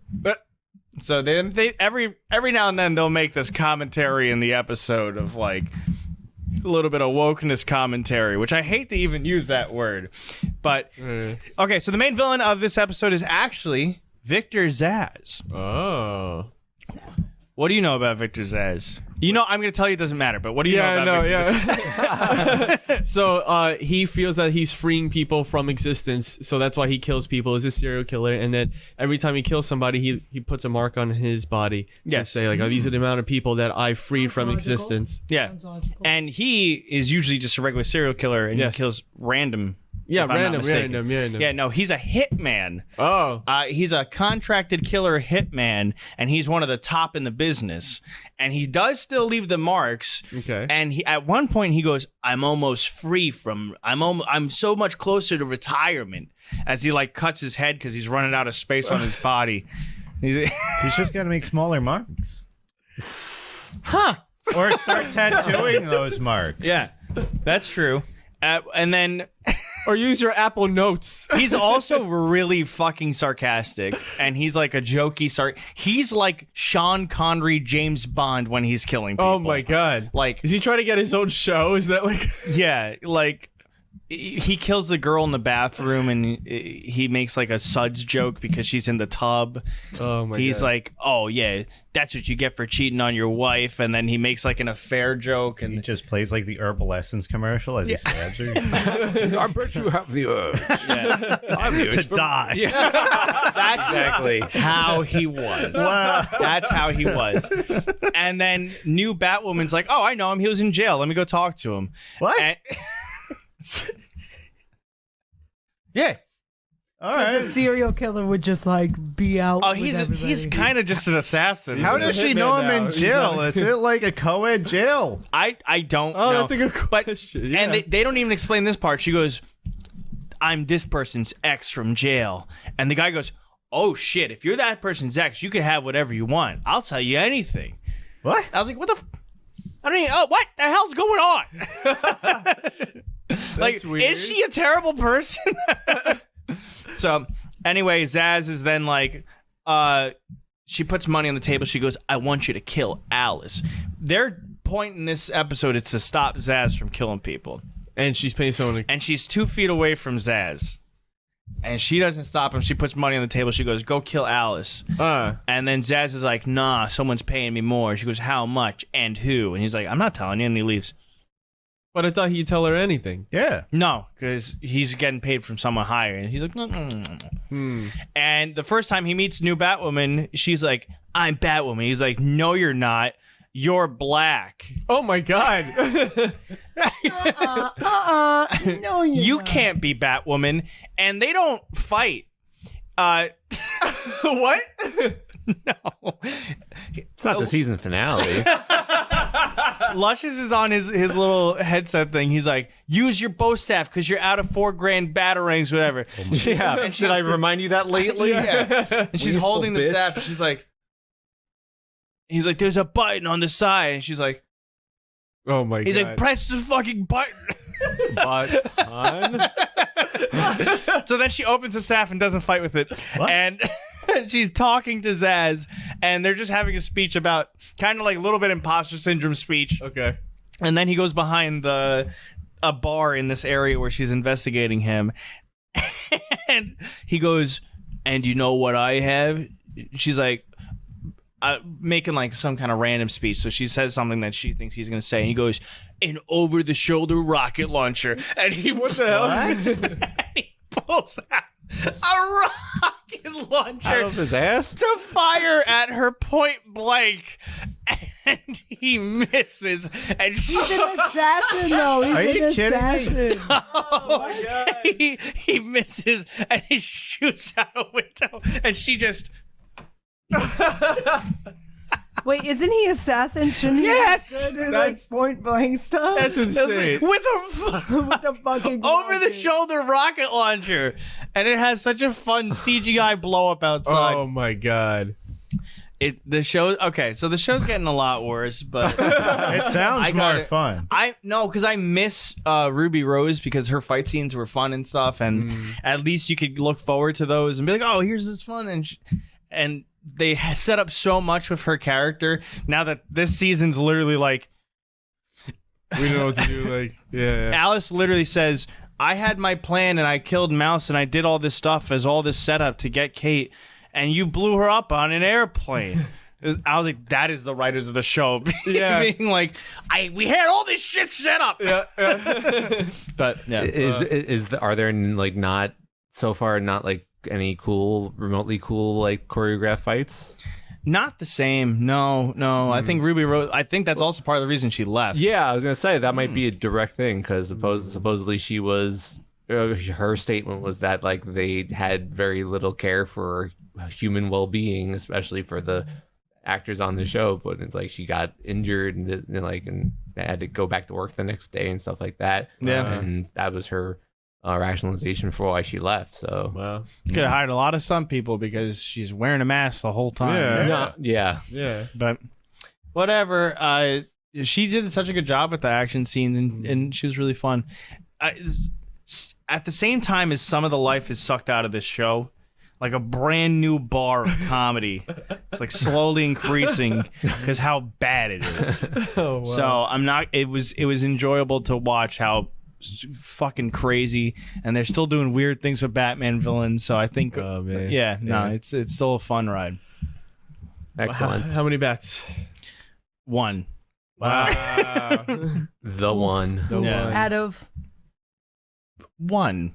Whoa, that's really good. Yeah. It was It was my only option. There's Yeah. only one. I had to do one. Wow. Remember, numbers are also subjective. Yeah. everyone. Yeah. Okay. And with that, thank you so much. Ka-chow. Wow. Wow. That was There's the Any Kachawos. thanks. Delightful episode. Yeah, it's a delightful episode. We learned a lot about ourselves, About Kevin people. Smith. Mental breakdowns everywhere. Not show him this episode. What if we just don't end the episode? We just all sleep on this table till next A-okay week. with that. All right. We all just. All right, so we're just gonna take a nap, everyone. We love you. Bye. I'm I'm Alex. This is Johnny.